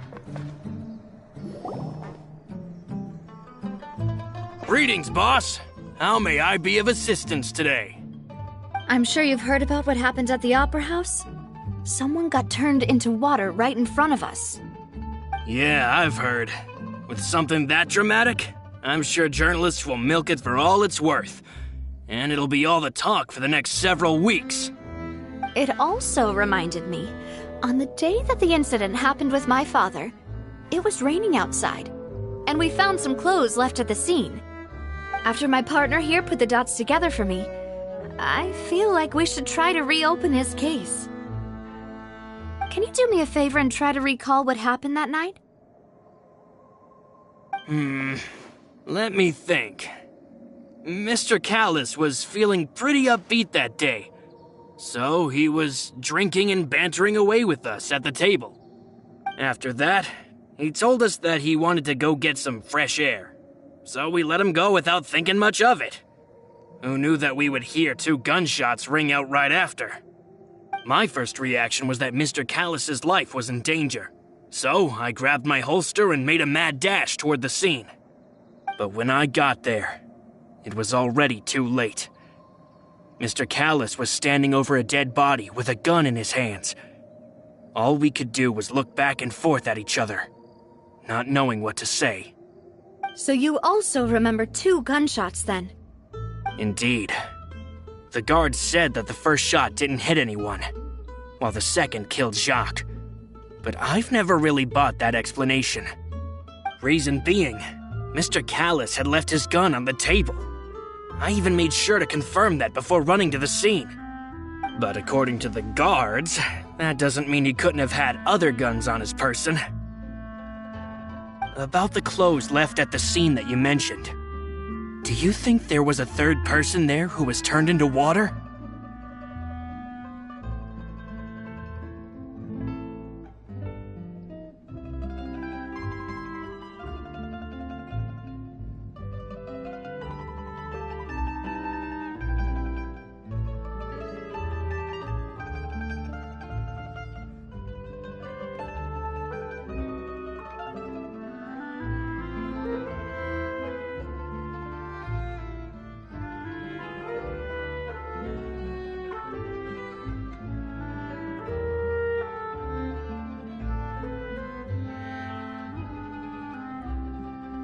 At least from our perspective, my father had no reason to kill, so he would also have no reason to bring an extra gun with him.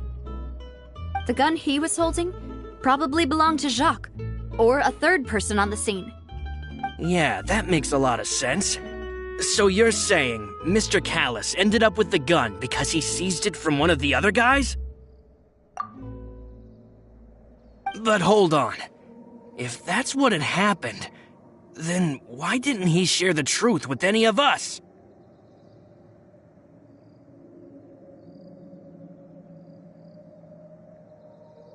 He didn't even want to face the Oratrice machine, and chose instead to prove his honor in a duel.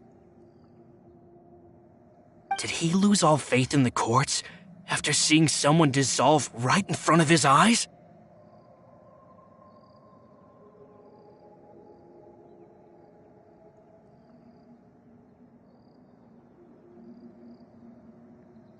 About that, Malouse told me a thing or two, so I think I can understand why he committed to the duel.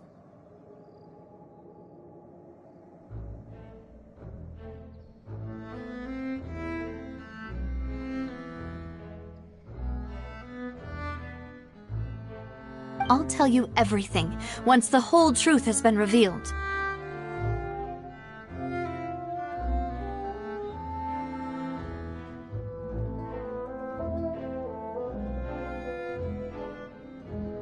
I understand.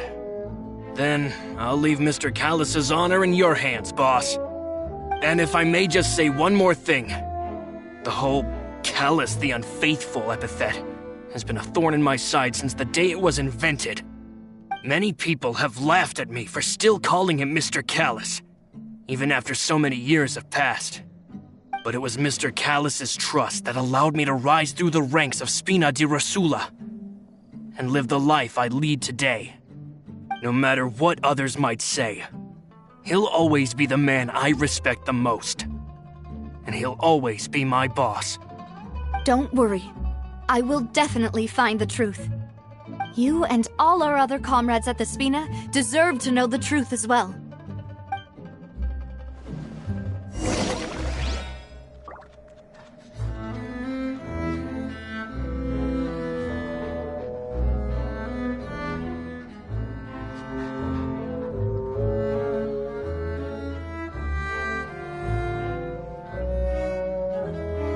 Intel is just like teachers. You gotta invest a lot before you can start earning.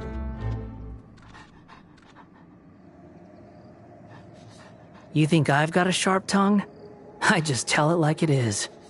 If someone can't handle it, maybe that's their problem.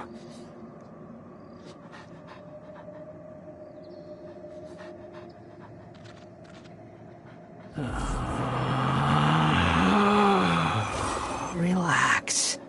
Intel is just like teachers. You gotta invest a lot before you can start earning.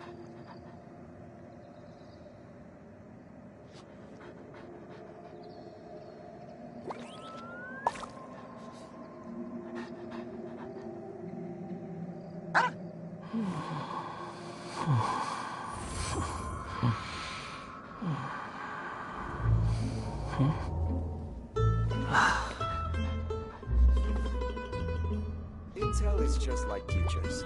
You gotta invest a lot before you can start earning.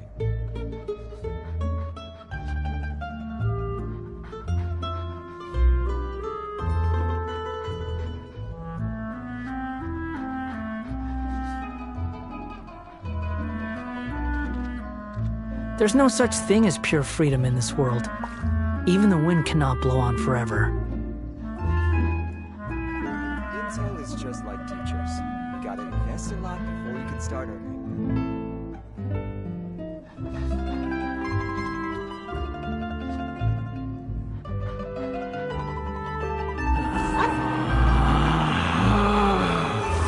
Relax.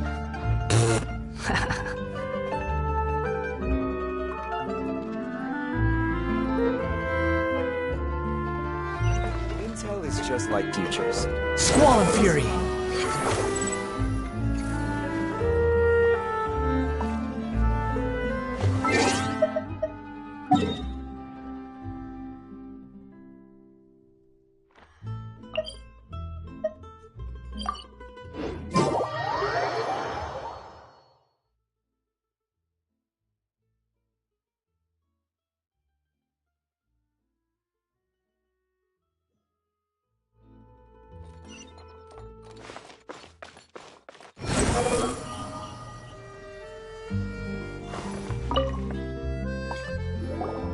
Hey, Thierry!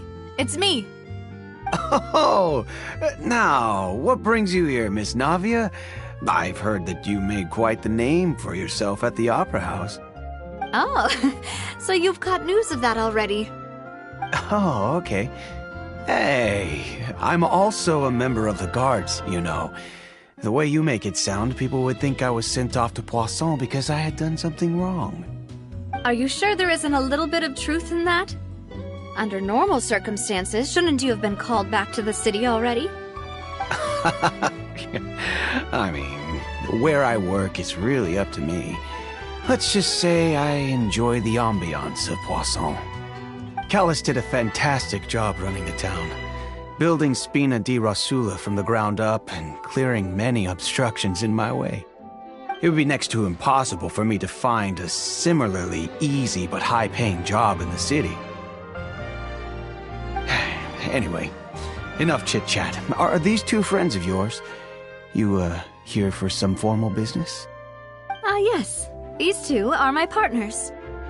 What happened at the Opera House made us realize that Linny's case and my father's may be related.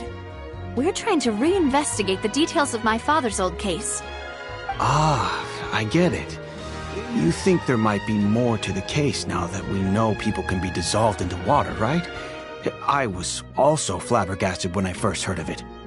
If you want to go through the original files from your father's case, I can help you look for them.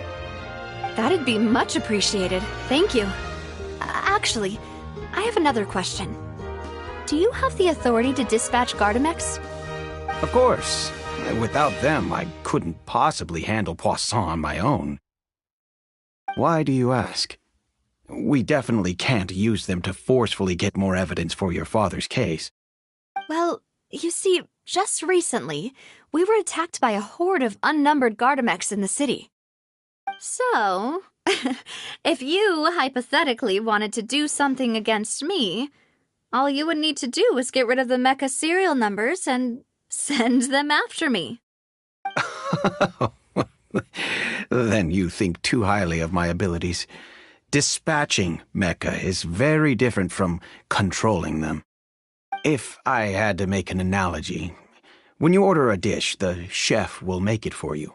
You can ask the chef to cook, but not to massage your shoulders or carry your baggage. If you try to make unreasonable demands, the chef would just think you're out of your mind and ignore you completely. The same goes for me and my Gardamex. Removing a serial number is also not as easy as you might think. There are a lot of complex steps to it, and it's almost impossible to keep it a secret. So I can promise you, those mecha were definitely private units. They're certainly not cheap. So, whoever their owner is must be super rich, powerful, or both. Now that you mention it, though, being in the synth business would definitely be profitable enough to afford this.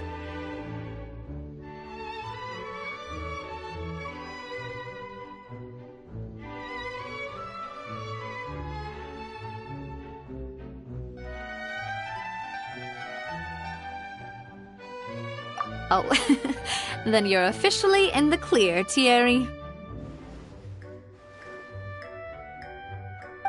Oh, well, thank you for the vote of confidence, Navia.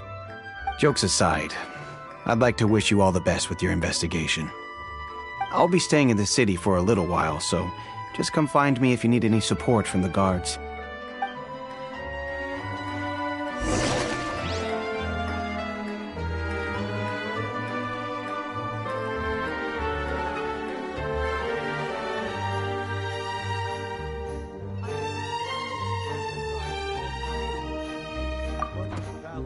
You think I've got a sharp tongue? I just tell it like it is. If someone can't handle... The wind rises.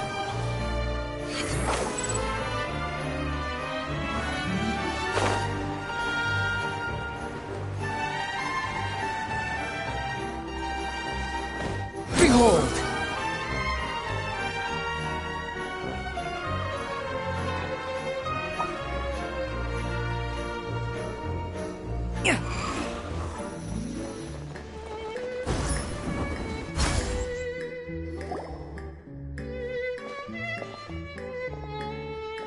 Hello. How may I help you? I'm here to see Marcel. Could you please let him know? You can just say Navia's looking for him. Sure. I will let him know right away.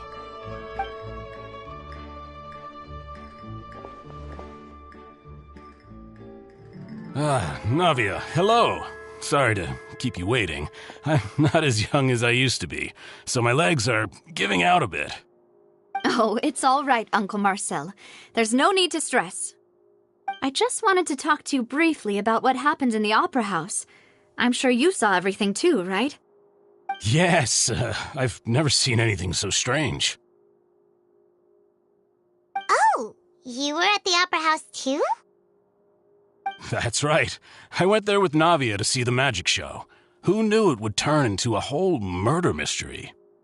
I also witnessed your marvelous sleuthing work. Quite impressive. To beat the Hydro Archon at her own game on her own turf, I can already imagine everyone in Fontaine discussing your exploits over a few glasses of wine. Oh, Paimon doesn't want to become the talk of drunkards.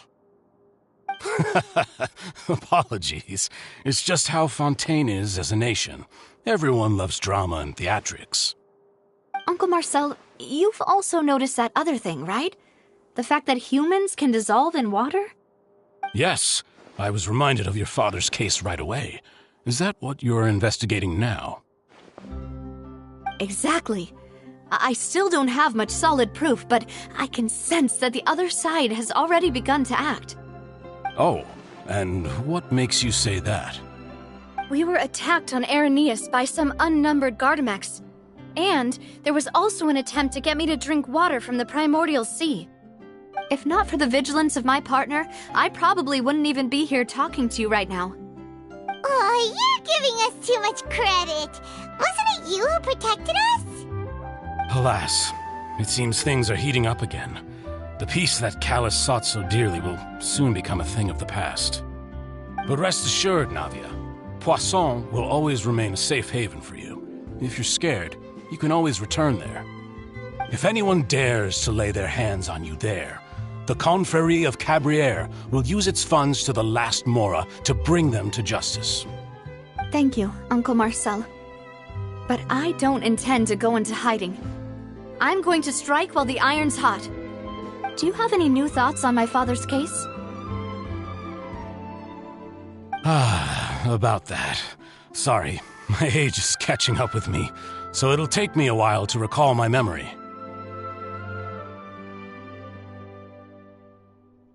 The Confrérie was responsible for that banquet, so I was out and about the whole time making sure things were running smoothly. I didn't even have the time to drink with the guests. Then I heard the sound of a gunshot, and the rest was history. Oh, it's okay. No need to push yourself. We'll ask around some more, see if there are any valuable clues elsewhere. Sounds good. Just let me know if you ever need Mora. All my wealth comes from Callus's patronage and support. I'll spend however much it takes to clear his name.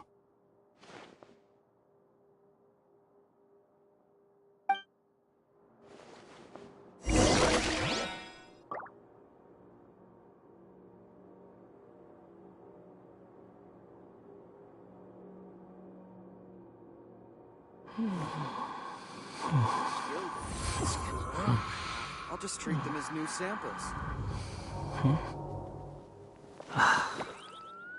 Every scent tells a story.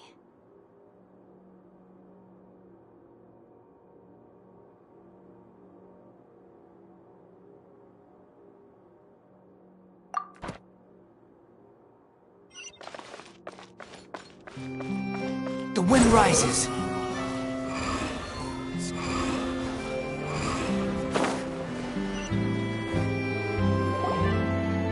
We've talked to all three suspects, purely based on their conversations with me. None of them sounded particularly suspicious.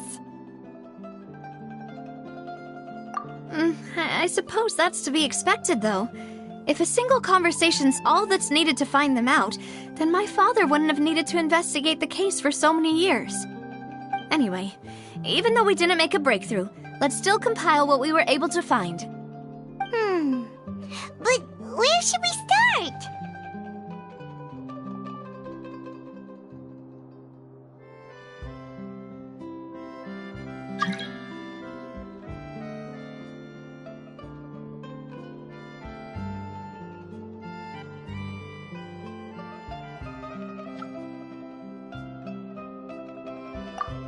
You're right!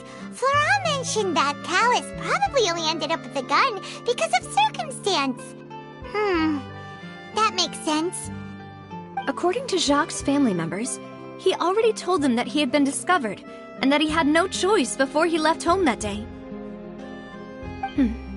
If I had to guess, he probably received an order from the synth boss to kill my father. Had he refused, he and his family's lives would have been forfeit. So, Jacques fired the first shot?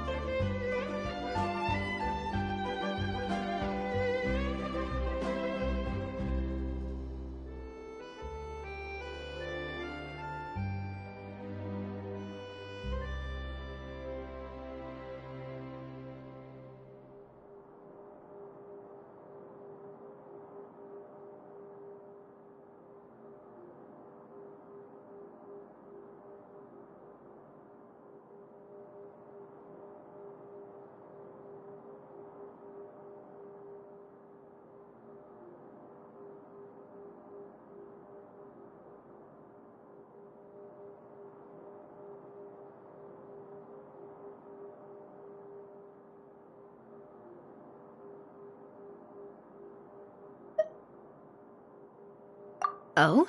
And why is that?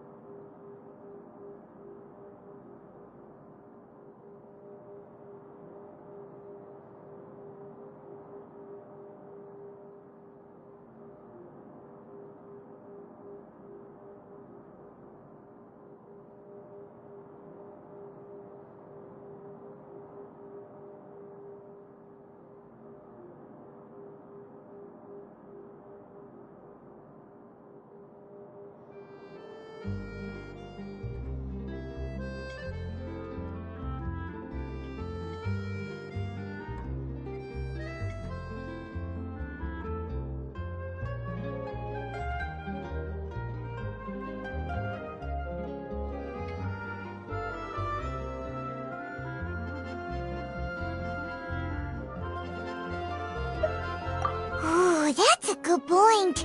Jacques probably already knew that he was just being used as a tool for murder. And once he had completed his mission, he'd be of no more use to his boss. Huh. So, what would make more sense from his perspective would be to turn his back on the Order and seek protection from my father.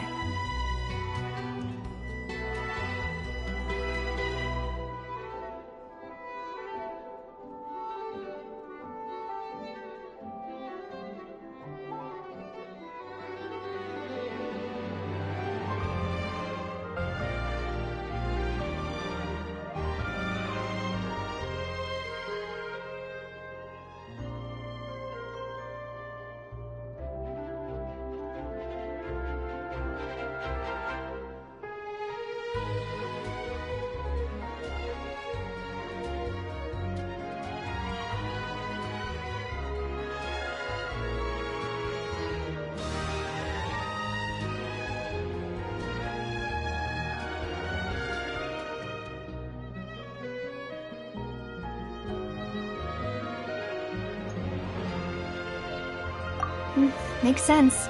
But without evidence, that's still just a theory.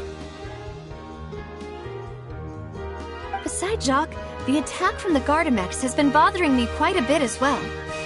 It's obvious that our enemy has become more antsy after the secret of the primordial seawater was revealed. Do you think he knew, even then, that we'd follow this lead to the end? Given everything that's happened since, it's quite possible. But who among the three suspects would have the ability to control privately owned Gardamex?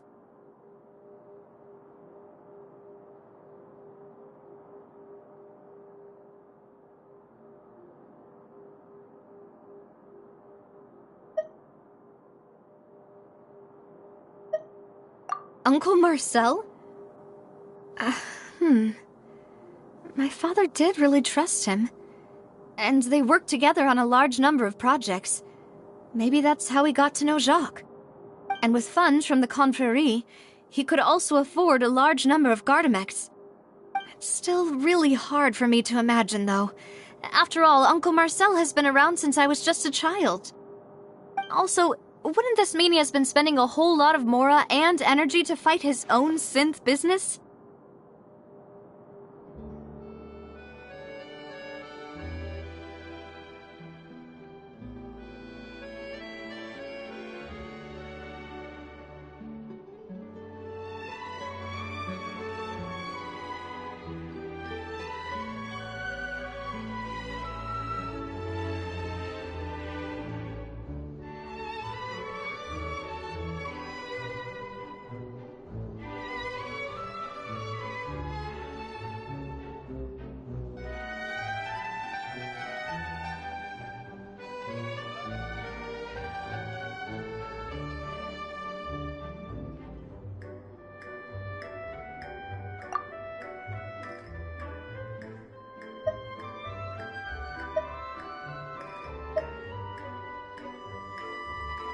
Thierry, you say? Huh. It is possible that he's figured out a way to convert the Gardamex for personal use. But I didn't feel like he was lying when he was talking to us about the mecha. I also don't think he'd be able to keep that kind of tampering under wraps. Yeah, had he actually tampered with the mecha, we'd be able to prove it with a simple check of the guard's inventory. If the mecha were taken from the guards, it should be pretty easy to find out when and how that happened.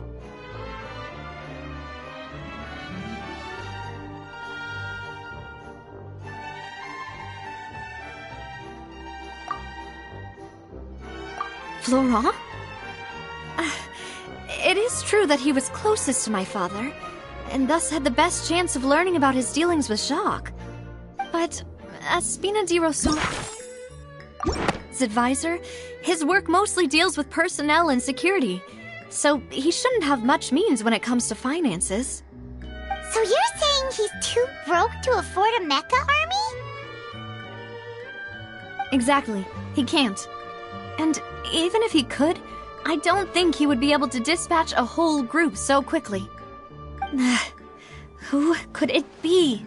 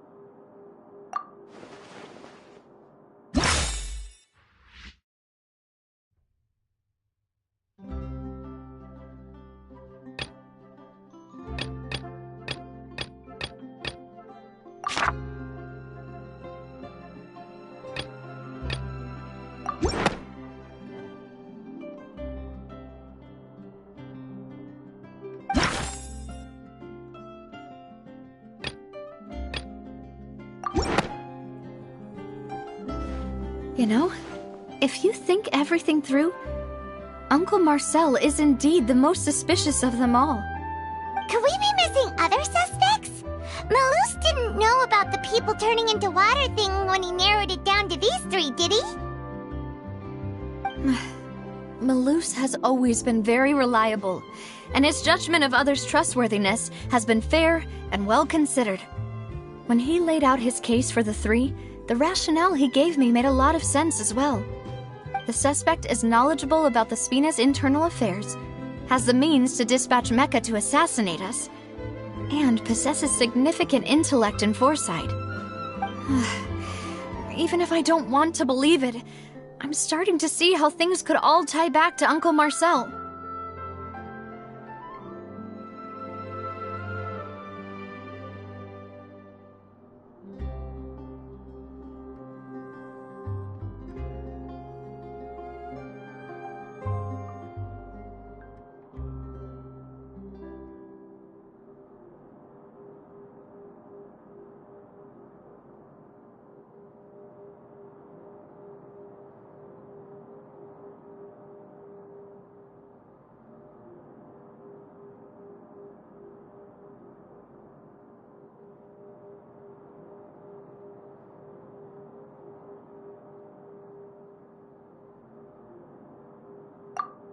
We still have another trump card on top of all the theorizing and speculating.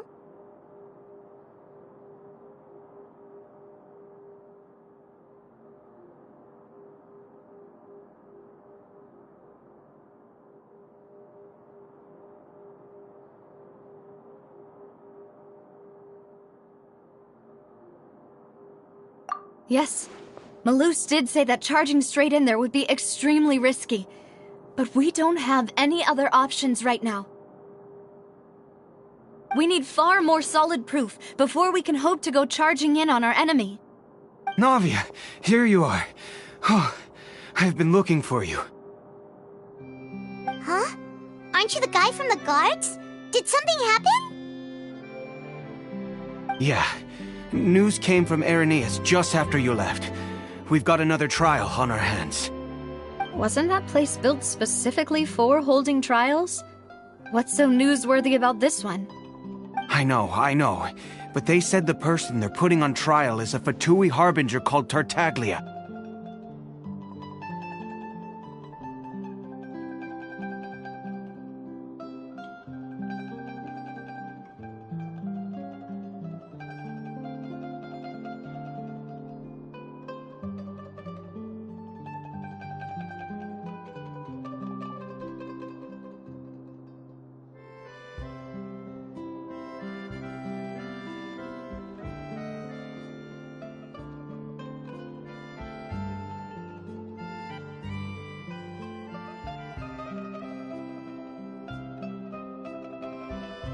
What?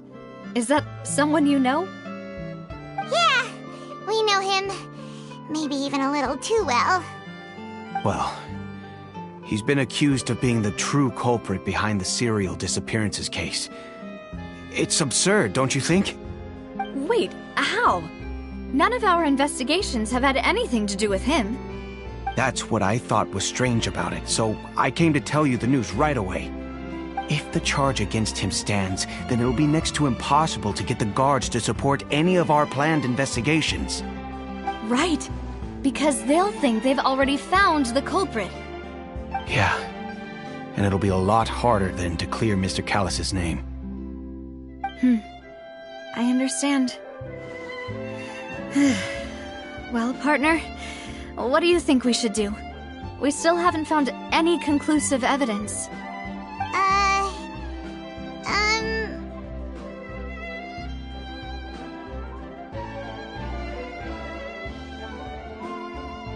Huh? Split up? What do you mean?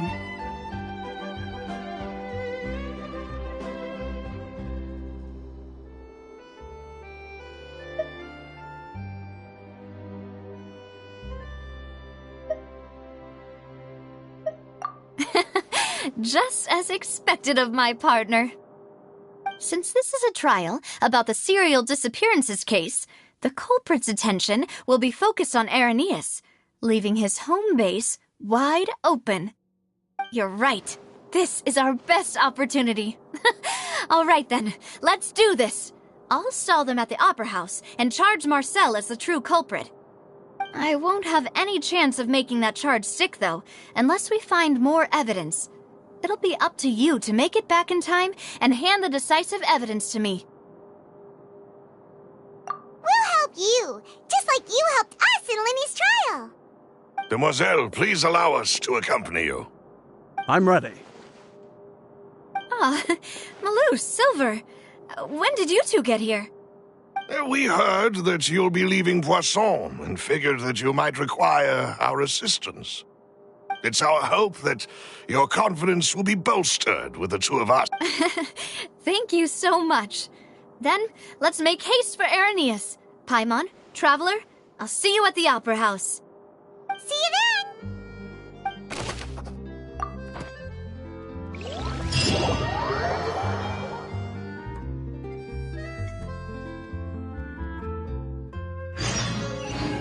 Now that Navia has set out for Irenaeus, we should also get going. The location has already been marked on the map, so let's head over.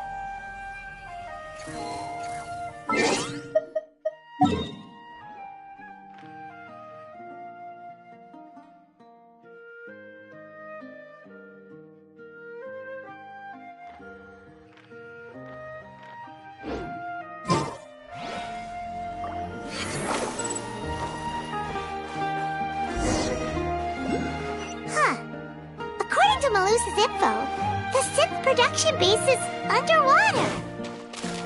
Let's go and try to find the entrance.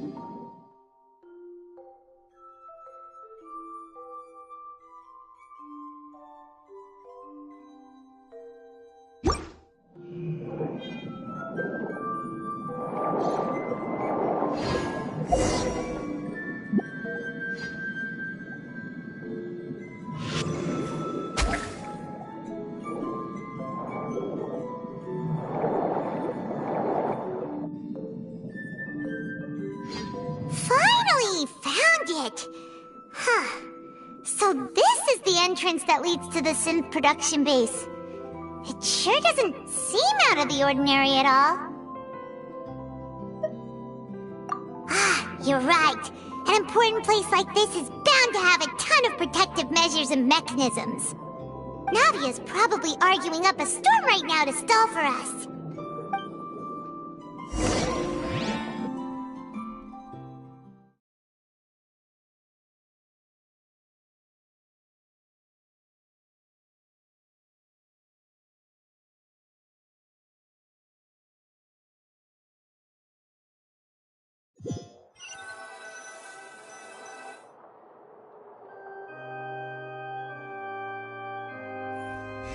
It would appear that I must repeat my question again, Mr. Tartaglia.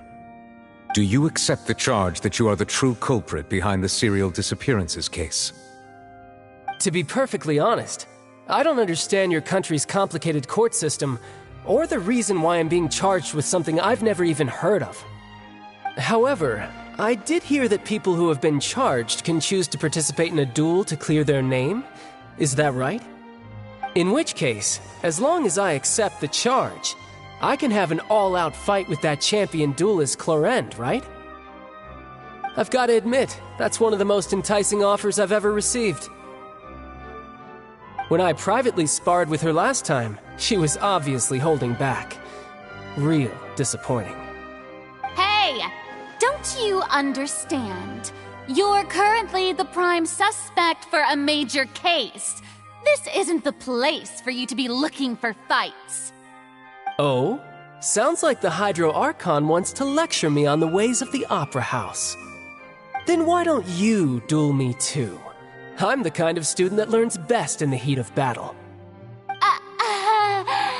No. That's not what I meant. Alas, it would appear that communication with the defendant is going poorly, and we have made very little progress. In that case, let me explain everything from the very beginning again. The goal of this trial is to determine the culprit behind the serial disappearances case. That case had nothing to do with him. You've got the wrong man. Huh? What's going on? Why is she interjecting again? I told you it couldn't be one of the Fatui Harbingers. Miss Navia, this is the second time you've interrupted the court proceedings. I only tolerated your behavior last time because you were able to provide the court with a key eyewitness. But that was an exception rather than standard court protocol. I can very well charge you with contempt of court for your interjections. Oh, please. Did you ever think I had any respect for this place's pointless theatrics? We can put that discussion aside for now. I'm not here to argue with you. I'm here to charge the true culprit behind the serial disappearances case. And if my charges prove true, then Tartaglia here will be proven innocent by default, correct? Oh, a young lady has charged in and offered to clear my name. How fascinating. Well, I'd gotten half bored to death by all these rules and procedures anyway, so I'll take you up on that offer. So, Your Honor, is there nothing else for me to do now? You may take a seat for now in the audience, but that doesn't mean the suspicions against you have been lifted. Now then, Miss Navia, who is the person you would like to charge instead? That person is...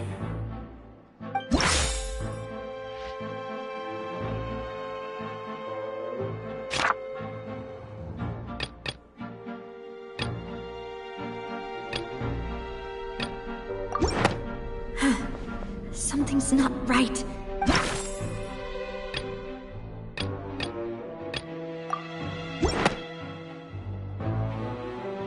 Marcel, the head of Confrérie of Cabrières!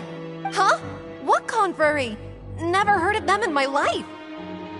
I've heard of them, but weren't they Spina di Rosula's sister organization? Oh, is this going to be a friends to enemies type situation? Please let me remind you, Miss Navia, that charging someone is an incredibly serious matter. Committing to the charge also means taking on the legal responsibilities associated with it. And if the charge fails, depending on the circumstances, you may also be charged with the crime. Yes. In that case, I declare the charge to be valid. Miss Navia and attorneys, please take your places on the court. Members of the guards, please contact Mr. Marcel right away so that he may stand trial.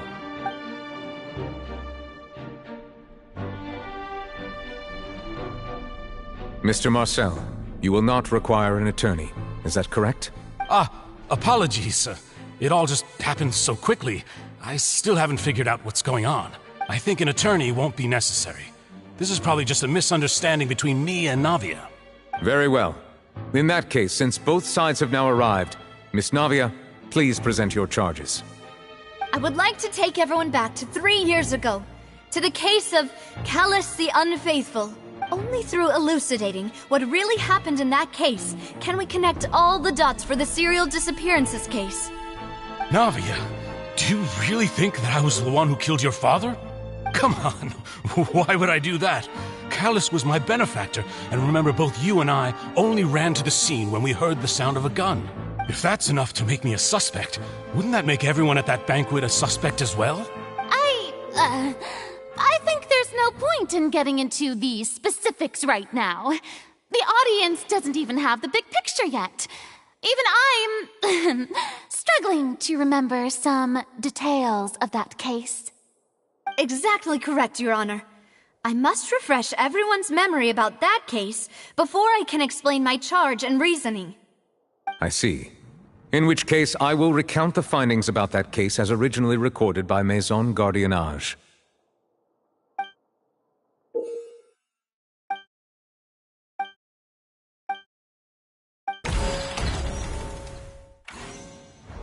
On the day of the murder, Spina di Rosula hosted a large banquet in a countryside estate owned by the Confrérie of Cabrières. During the banquet, all attending guests heard 2 gunshots from the courtyard.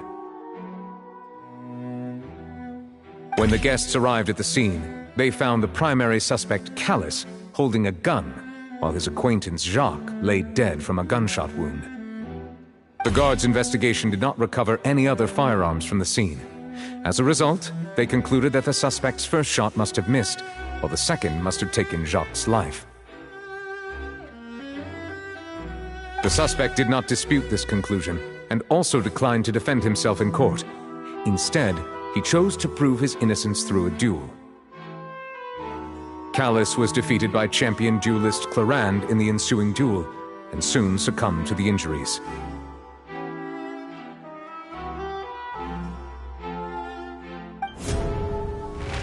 These are the known facts about the case. The one with the motive to kill was Jacques, not my father. And even so, Jacques still had no reason to pull the trigger. In truth, the third person shot Jacques first, and was shot in turn by my father. After that, the true culprit turned the third person into water. Thank you for the summary, Your Honor.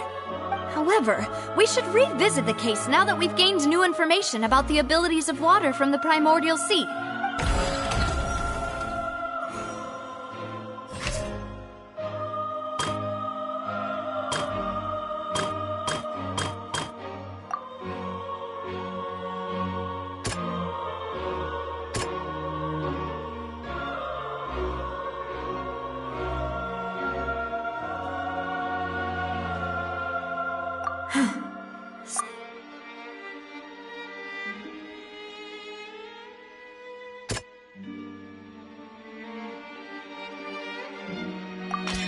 This assassin first shot Jacques, then turned to shoot Callus, only for Callus to wrestle the gun from him and kill him instead.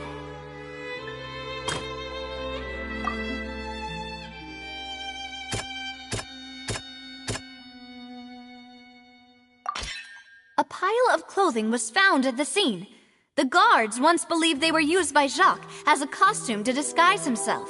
But now, it is clear that the clothes were proof that there was a third person at the scene, and that they were turned into water after committing the murder. Since it was raining that day, the culprit was confident that they could use the rain to wash away all traces of their dissolved accomplice.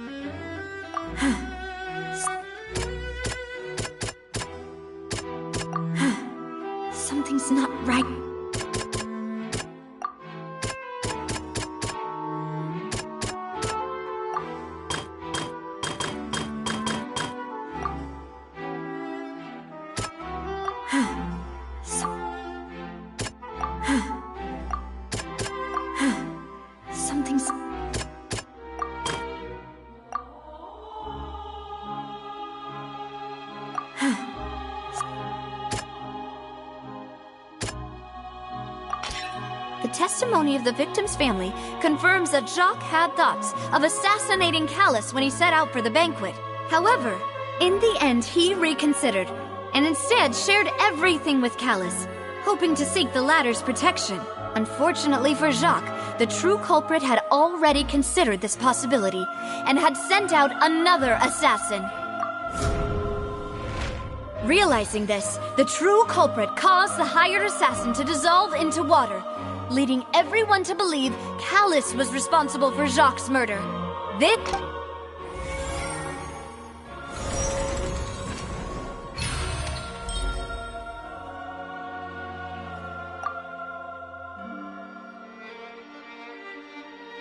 So that's what happened. Wait, you're telling me something as dangerous as water from the primordial sea has been used for all these years? What a great theory.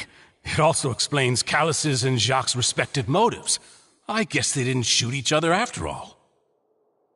Mr. Marcel, you are the one being charged with the crime. You should provide a rebuttal if you wish to prove your innocence. But I think I agree with everything Navia just said. In fact, there was nothing in her speech that directly implicated me. Then, may I ask some questions? In my opinion, we primarily need to determine two things. One, do you have the evidence to back up your claims? I'm afraid not. At least not at this very moment. Boo! If you don't have any evidence, you should just go home! I may not have the evidence with me, but I know where I could go to collect it. If we look up the deserted clothes against a record of people who went missing around the same time, we should be able to find a match. Considering the serial disappearances case, the guards probably kept careful records of all missing persons from around that time, regardless of age or gender. That makes sense to me. Monsieur Neuvillette, I would consider this to be a reasonable investigative direction. Why do I feel like Farina's acting a little differently today? Maybe she's scared of embarrassing herself again? Alternatively, she's become more diligent after charging an innocent citizen in the last trial. My second question has to do with the ensuing duel. If the truth is indeed as you described, then why didn't Mr. Callus explain himself in court? If he had testified that a person had been dissolved, he could have at least mounted a defense. I've thought about this too, and the answer is actually pretty simple. He felt there were things that were more important to him. The dissolving power of water from the primordial sea is an important secret for the true culprit of the serial disappearances case. My father could have exposed it for all to see, but he chose to take it to the grave. At that time, Spina di Rosula was in dire straits, and his reputation had already been shattered. He had no guarantee that going forward with the truth would allow the culprit to be brought to justice. What was certain, however, was that it would paint a gigantic target on my back. Boss once told me that Demoiselle had already been selected as the next target of the serial disappearances case. What? If the secret had gotten out, the culprit would have fought an all-out war with Espina right there and then. I wouldn't have been the only one in danger. All of us would have stood to lose our lives. Of course, the guards might eventually figure out the truth of the matter and determine that we were in the right. But what good would that do? How can a hollow verdict protect anyone? Had this opera house ever given my father any kind of confidence in its brand of justice, Spina di Rosula would have had no reason to exist. But by staying silent, we retain the ability to deter our opponents and continue the stalemate. I was able to become Spina di Rosula's president, which made me harder to target, as well as giving me more time to grow and learn.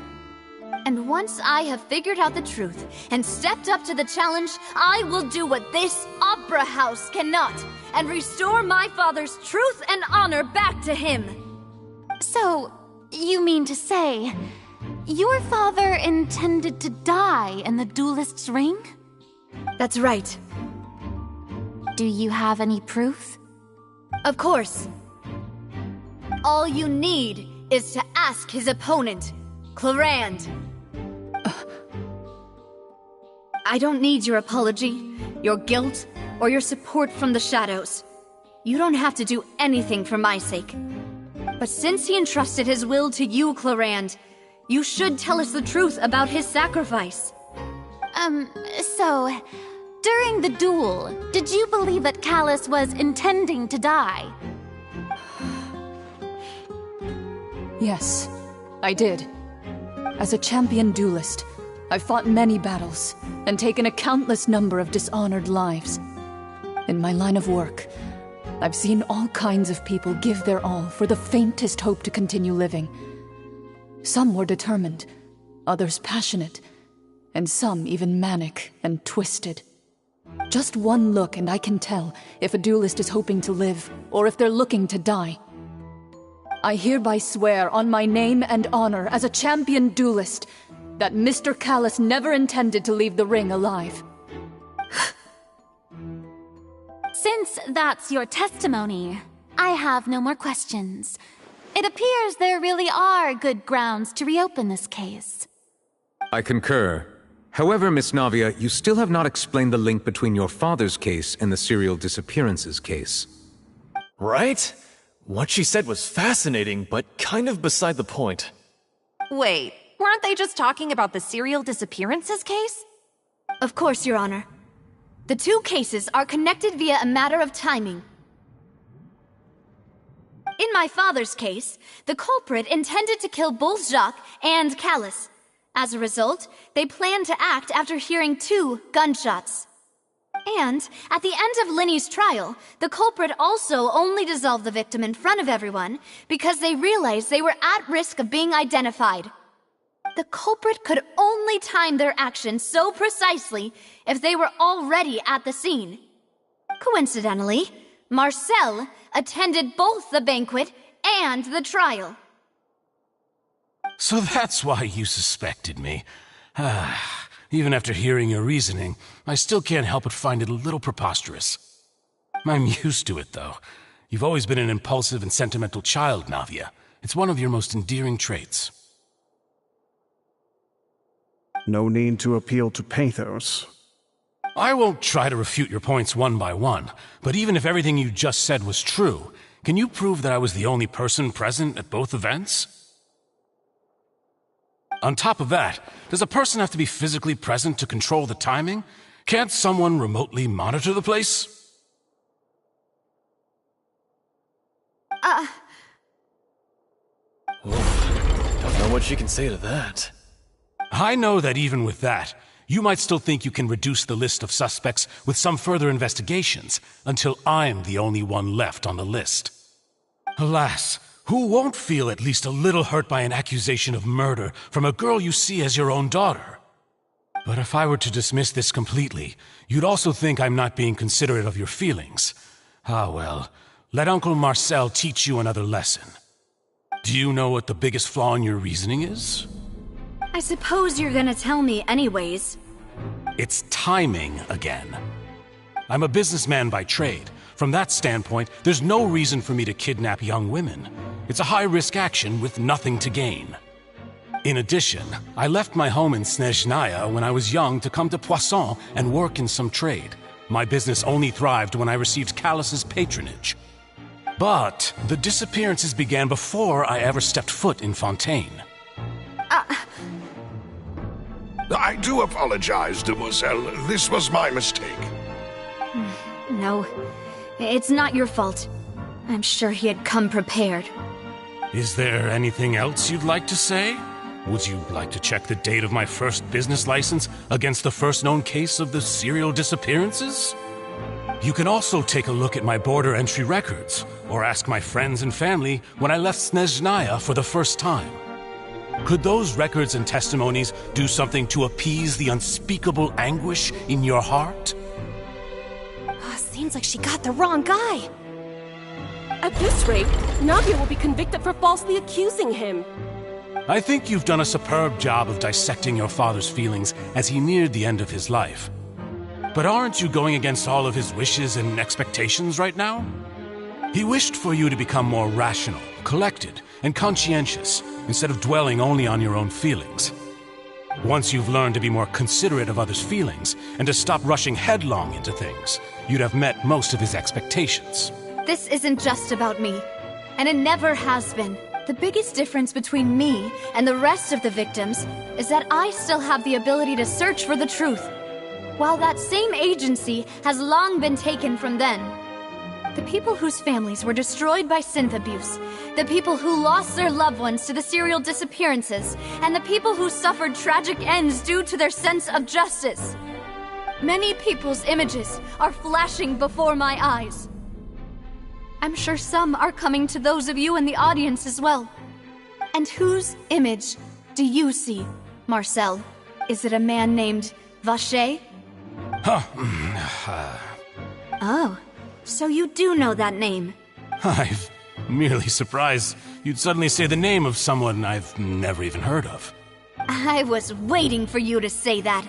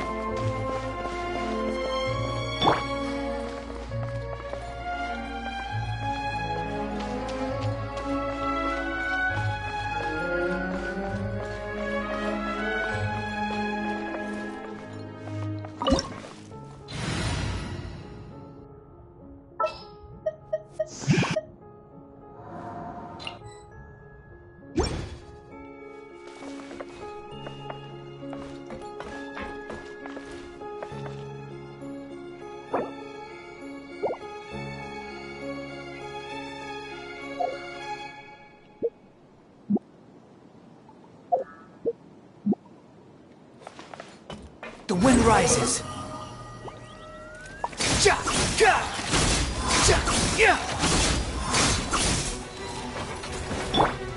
No, my sword! Shine down!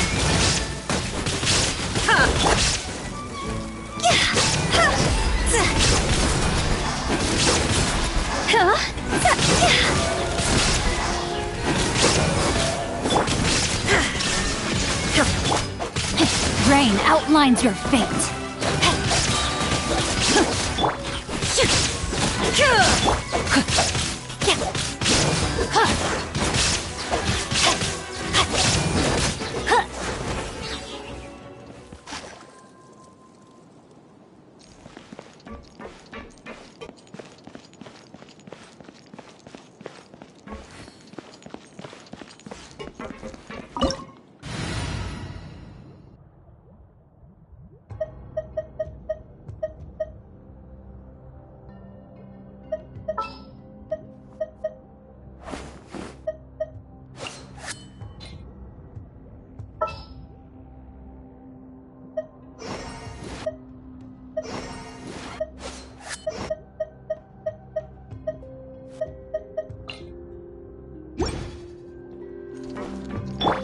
Squall and Fury!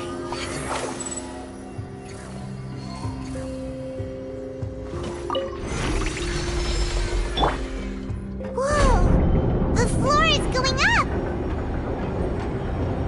Is it because of this mechanism in the middle? That guy really prepared a lot of stuff for this place.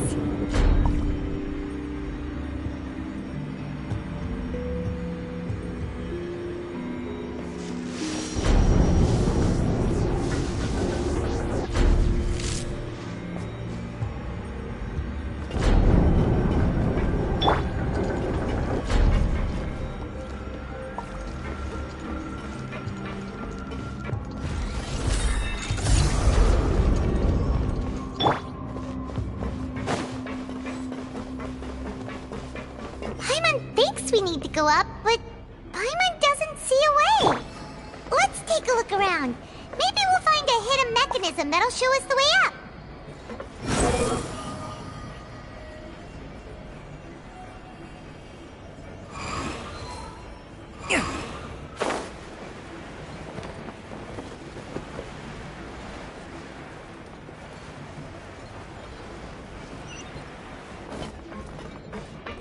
Behold!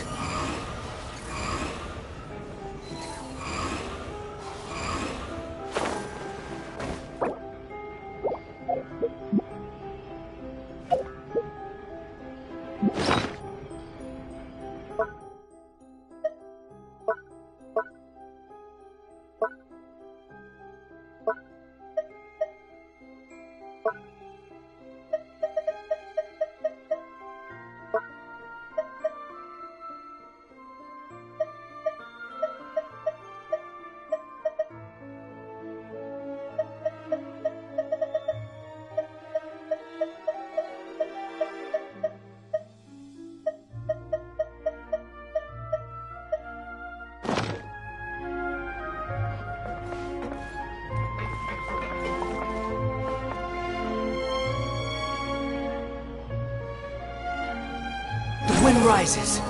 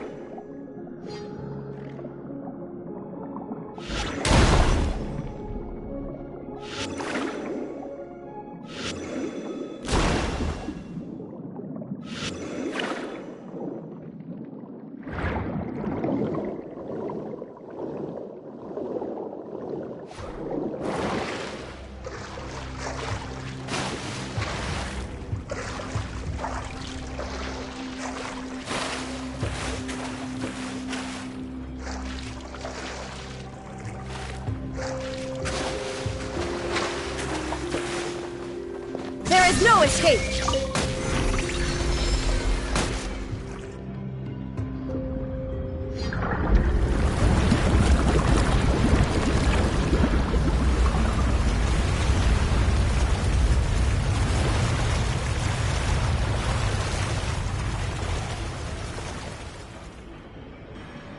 The water level is rising!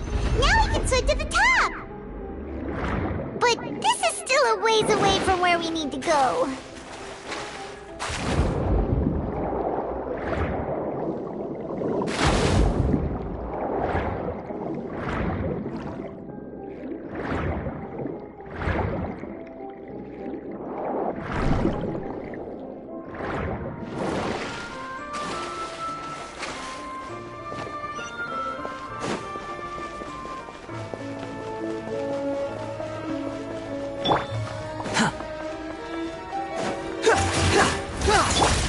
No, my sword! Shine down!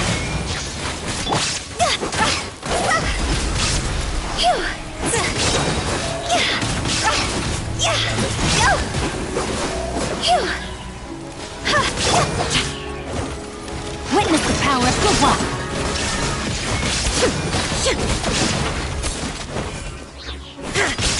Inazuma shines eternal!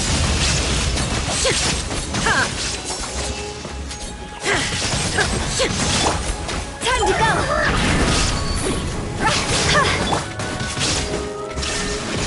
Not good!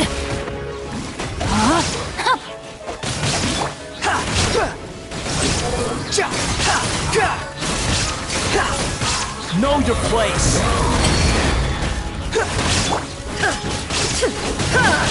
Illusion shattered!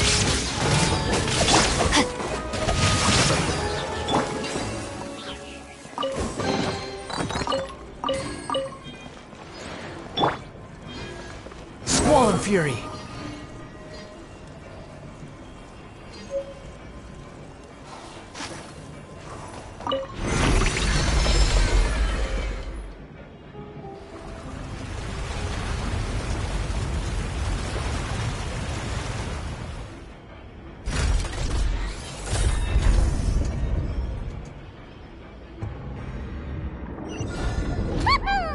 Now the path is clear! Let's go!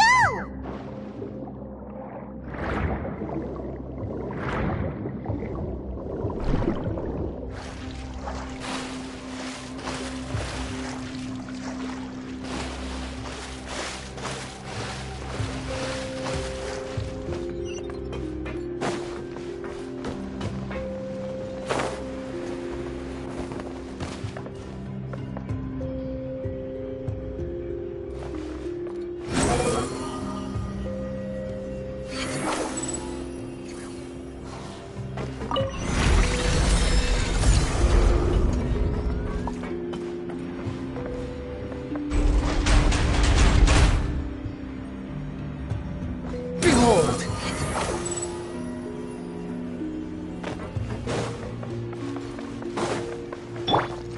Let me leave you a verse.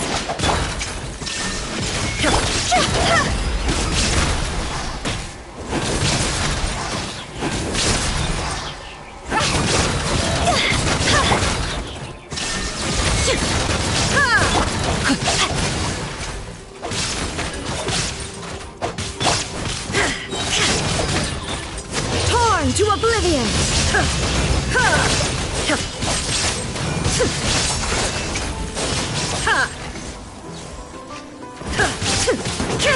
There is no escape!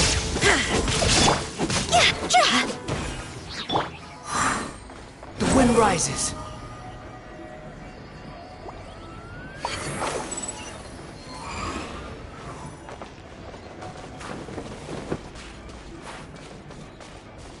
Behold!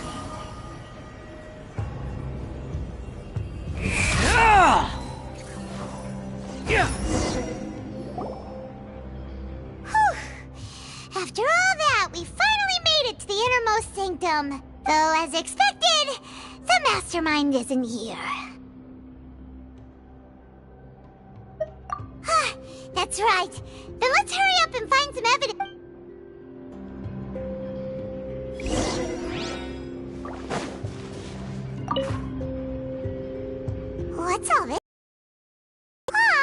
bunch of really cute things.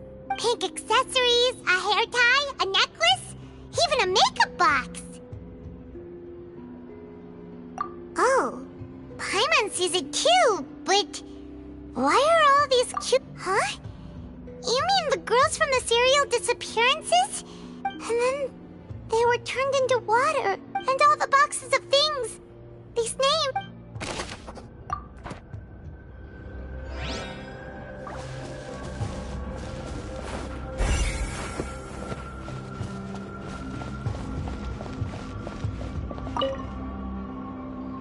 What's this over here? Looks like some kind of place for research. Experiment number 16 aims to verify Jacob Ingold's research conclusions on the primordial sea and use his theory as a foundation to achieve a breakthrough. The experiment was a failure. No individual managed to resurface from the water from the primordial sea. Female specimens 22, 23, and 24 were dissolved. Sorry, Traveler. Paimon will try her best. It's just, how can someone write something that terrible in such a matter-of-fact tone? You read the rest. Paimon's too scared to keep going. So that's why he did all of these experiments. But did he really think he'd be able to find a way just by dissolving people over and over? That's just insane!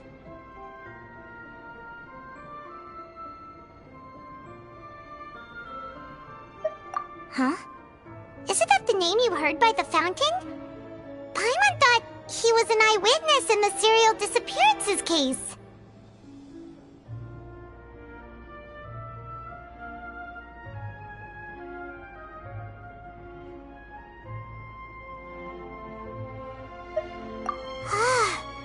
You mean Vache is the one who did all of these... experiments?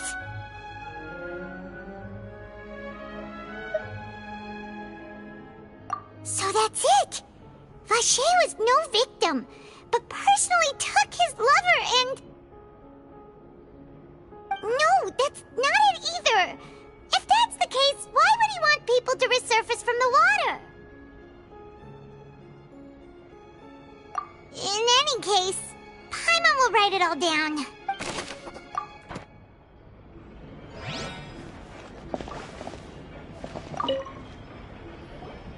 Whoa! There's so much synth here! And so many bottles of ingredients that probably just contain the waters of the primordial sea.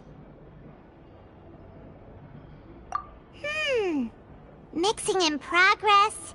Ready to drink? Stock sample? Huh. They've also got all the synth pretty clearly labeled. Whoa! There's even fruit-flavored synth?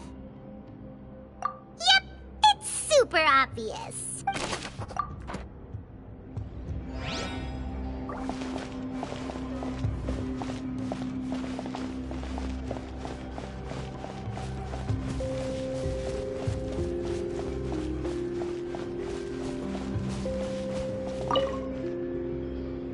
Let's see what's written here. Nothing escapes Detective Paimon. Callus. Navia's father. Oh, this seems to be an investigation report on him. Yep, it's about finding someone to assassinate. This should prove the existence of the third person, right? We still have not determined the exact content of the key information Callus has passed on to certain members of his organization. The old dog's a real menace to deal with. Even if he abides by the promise he's made to us, he will still have the upper hand. He can act whenever he wants to make our lives miserable. The only option left is to remove him from the picture entirely. I concur. Let's send someone to kill him. He won't declare war as long as we don't touch Navia. Oh, seems like we've got a bunch of correspondence between the higher-ups.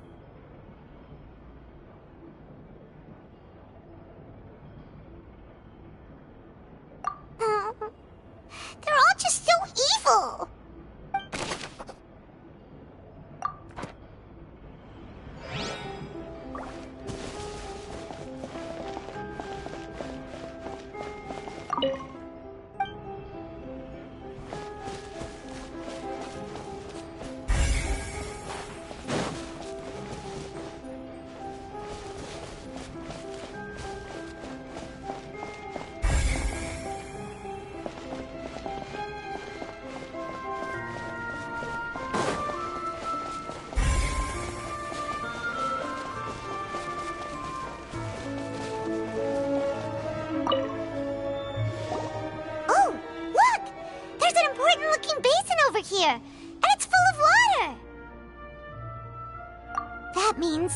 This is where they make all the synth!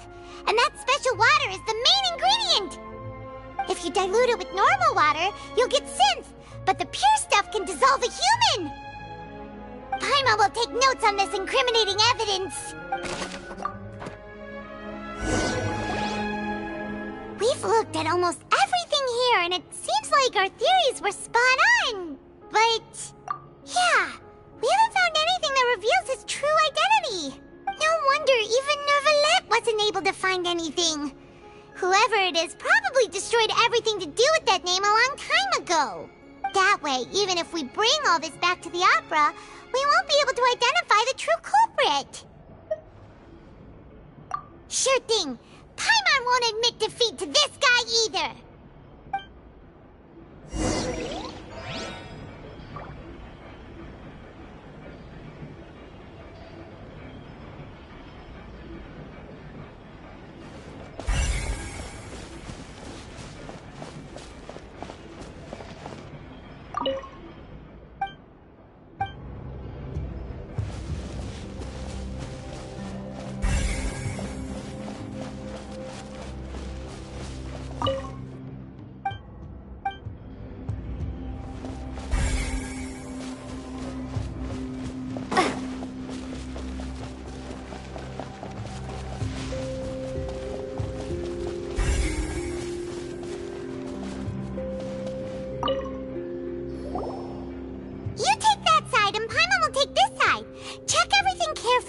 We'll find something for sure.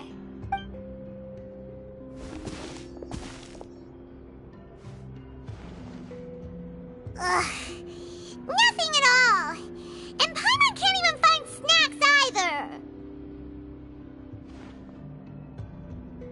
Whoa, really? Let Paimon see. Vinier. Isn't that Vache's lover's name? Then you found her diary. Let's see. Aw, it's just a normal diary chronicling their love story. She was so sweet, too. Oh, Paimon feels even worse for her now.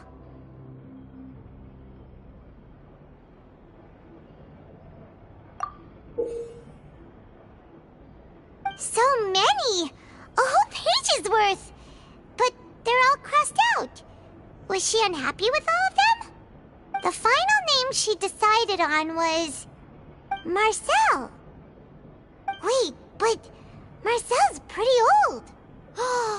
Has this case been going on for so long that he's Vache and Vinier's grown son?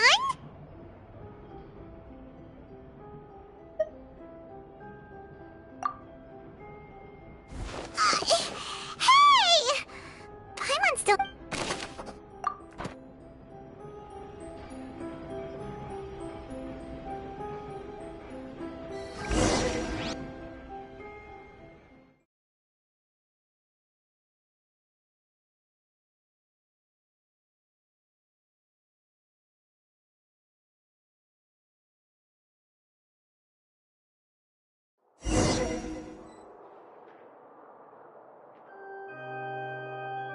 And whose image do you see, Marcel? Is it a man named Vache? Oh, so you do know that name. I'm merely surprised you'd suddenly say the name of someone I've never even heard of. I was waiting for you to say that. Navia! We're back! As expected of my partner. I just knew you'd return in the nick of time. Just how often do you intend to flout the rules of this court? It's all right, Monsieur Neuvillette. Given their confidence, I expect they've found the crucial evidence.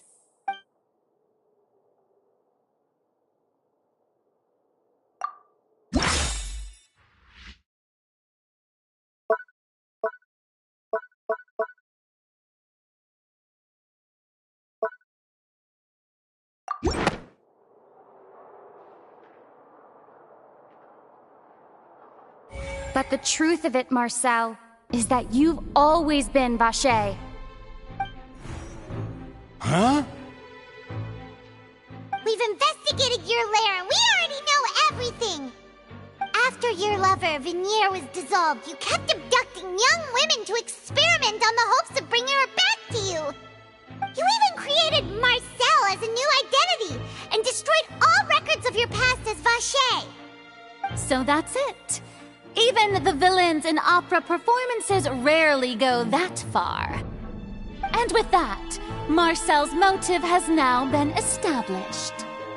This information regarding your past also dismantles your prior timing defense.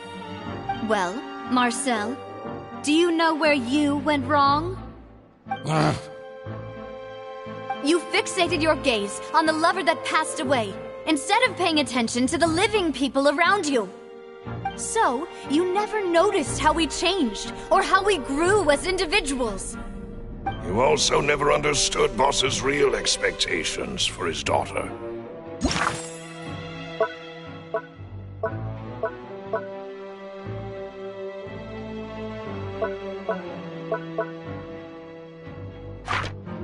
Or our determination to see things through. Your determination. Mr. Marcel, please speak up now if you would like to defend yourself. Otherwise, the trial will move on to the next stage. Do you really think I wanted to do any of this? Pay attention to you? What for? Have you ever paid attention to me? Ever empathized with my pain? Ever known how it feels to watch the love of your life dissolve right in front of your eyes? No one helped me. No one even believed me. All those decades ago, even the officers from the Maison Gardiennage were laughing at me. They said there's no way a human being can turn into water. So I must have gone mad from grief. Vinier's death was brushed away by all of you as if it didn't matter at all. Well, now you know, don't you? Ha! Well, it's too late now. All those who were dissolved are gone forever. You only have yourselves to blame. You set up this ornate opera house in pursuit of your so-called justice, your beloved drama, while turning a blind eye to the suffering of the people. Vinier is dead. We promised each other that we would always be together. Wherever she goes, I will follow.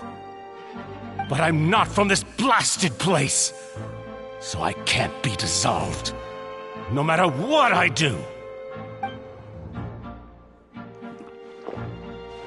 Hey, is that water from the primordial sea that he's drinking? I can't dissolve! Can't dissolve! Can't dissolve! Do you all see? I can't go! I can't follow! So if I can't go where she is, what choice do I have but to try to bring her back? I did all of that, and in the end, that accursed Callus still got the better of me. I spent my entire life living on pins and needles, only to get stabbed by his idiot daughter at the very end. The suspect is exhibiting signs of mental distress. Guards, please restrain him. Don't touch me! Don't anybody come near me! I still need to save Vinier. A promise. We made a promise. Vinier. Vinier! Please, Vinier. Don't think badly of me. All I want to do is fulfill our promise. At this point, the verdict of this trial is clear. With Mr. Marcel's conviction, the charges against Mr. Tartaglia no longer have any basis. Fine by me. I was in a bad mood, but after a show like that, I'm actually feeling pretty good. Traveler, please submit all the evidence you have collected to the guards, so that I might review and summarize the truth behind the serial disappearances case. The man now known as Marcel was originally named Vache and worked as an adventurer with his partner and lover Vinier. During an underwater expedition, Vinier accidentally came into contact with water from the primordial sea and was dissolved in front of Vache as a result. Vache learned of the primordial water's existence through the work of others and began to kidnap young women for research, with the goal of discovering a method to restore Vignier back to life. To cover his tracks, he invented the new alias of Marcel and began to operate a business in Poisson. During the course of his research, Vacher discovered that a diluted concoction of water from the primordial sea can induce feelings of euphoria, and began to manufacture and market synth. However, as he accumulated wealth to fund his continued research and expanded the scope, he came into conflict with Spina di Rosula. After exchanging blows with Spina di Rosula for many years, Vacher decided to assassinate their president Callus at a banquet. Although the assassination did not go as Vacher expected, he was able to turn Callus into the murder suspect by dissolving the assassin he sent to the scene. And just recently, Vacher attempted to frame Linny as the culprit of the serial disappearances case, using a similar method. However, his attempt to frame Linny failed, and the power of water from the primordial sea became public knowledge. This case also exposed enough of Vacher's machinations that he was eventually successfully charged in court. Thus concludes the enigmatic history of the serial disappearances case, with the truth revealed to all. The Oratrice will now deliver the final verdict regarding the charges against Mr. Vacher.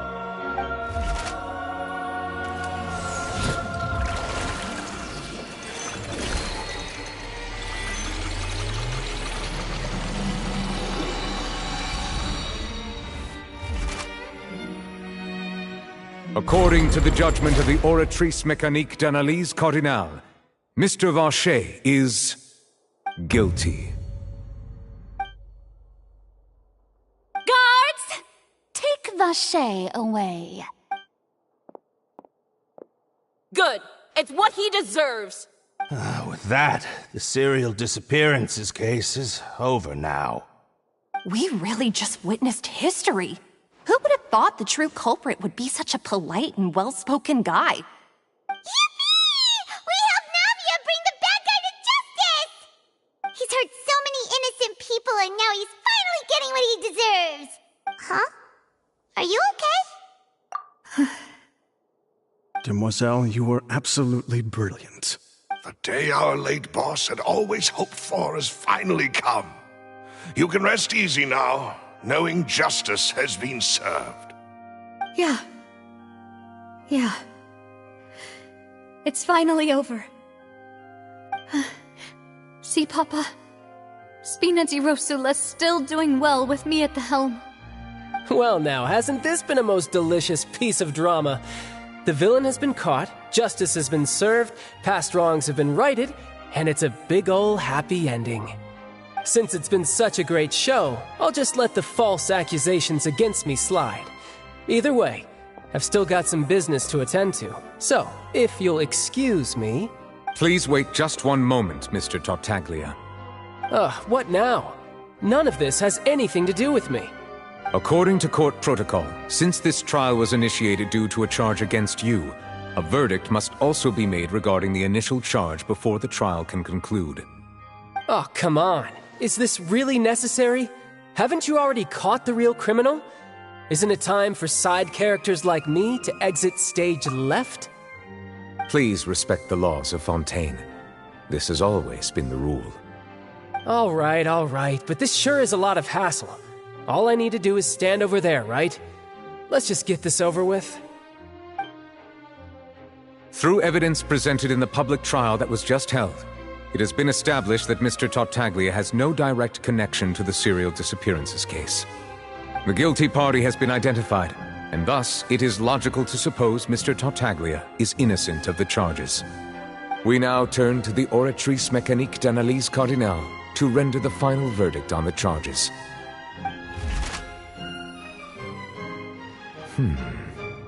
According to the judgment of the Oratrice Mécanique d'Analyse Cardinale, Mr. Tartaglia is guilty. What? Hey! That's not funny! Didn't you just say I'm supposed to be innocent? What's with this verdict? Is your justice machine malfunctioning? Huh? This has never happened before. The Oratrice? actually returned a different verdict from the Chief Justice. I mean, have you ever heard of an innocent Fatui Harbinger? Do you think the Oratrice might have just convicted him on general principle? But weren't the charges about the serial disappearances case? No matter what else he's guilty of, it shouldn't affect the verdict in this case, right? The judgment of the Oratrice Mécanique d'Analyse Cardinal is, by law, the final verdict of the court. We must accept the guilty verdict. Guards, please take the suspect into custody per court protocol.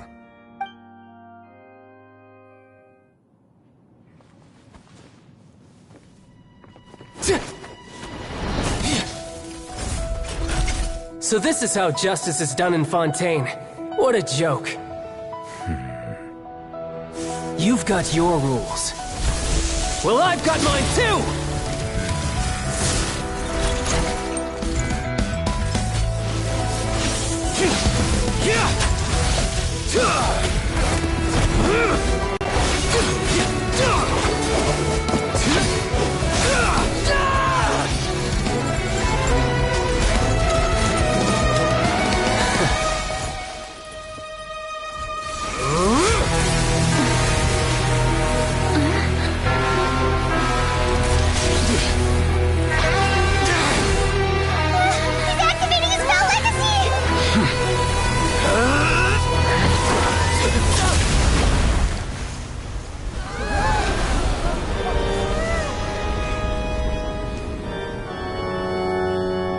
I am sorry.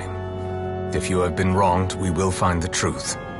But the rules of the court must be upheld.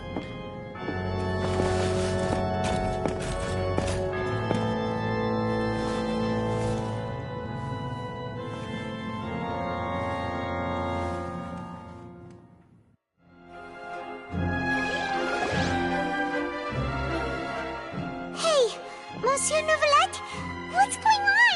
Shouldn't they have been cleared already? Apologies. This is also the first time I've encountered such a situation. However, according to the rules established at the conception of Fontaine's court system, the Oratrice's judgment is the final verdict of the court.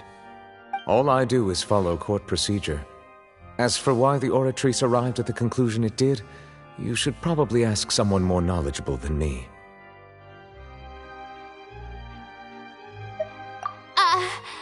Why are you looking at me?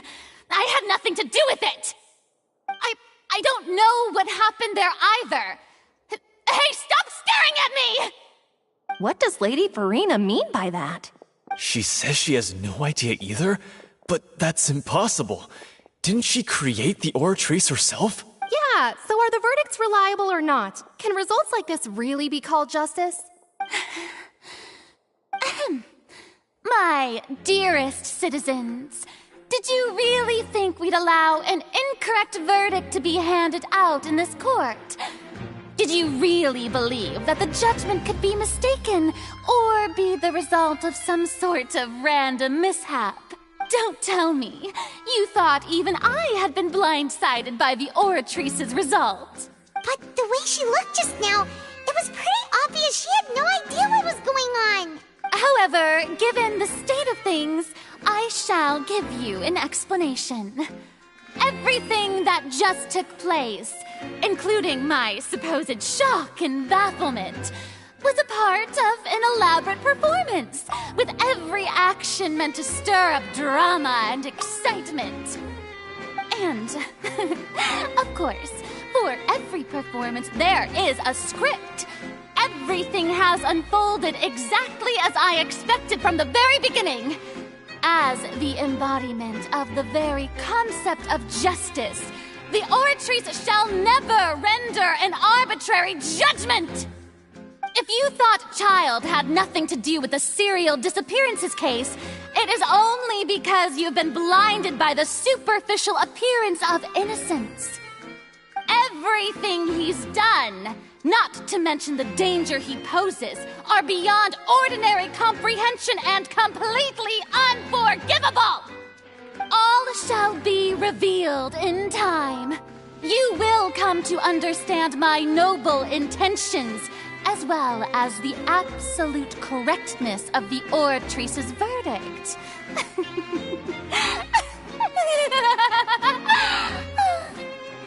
Now, having said that, although I hate to leave things hanging in suspense, it is now time for this performance to end.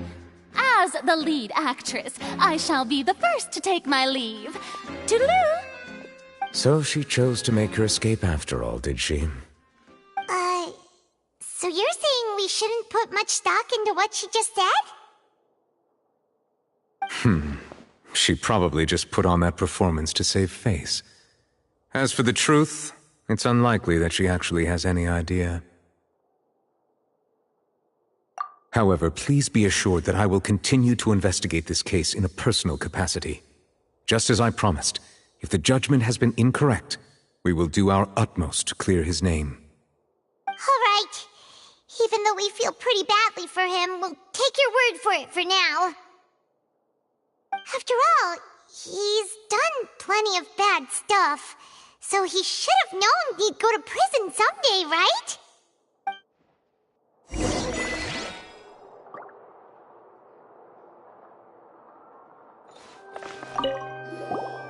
Oh, Monsieur Neuvillette! That power you showed when you took him down. Who are you really? I'm the Chief Justice of Fontaine, of course. If officers of the law lack the strength and capability to enforce it, then it makes a mockery of justice.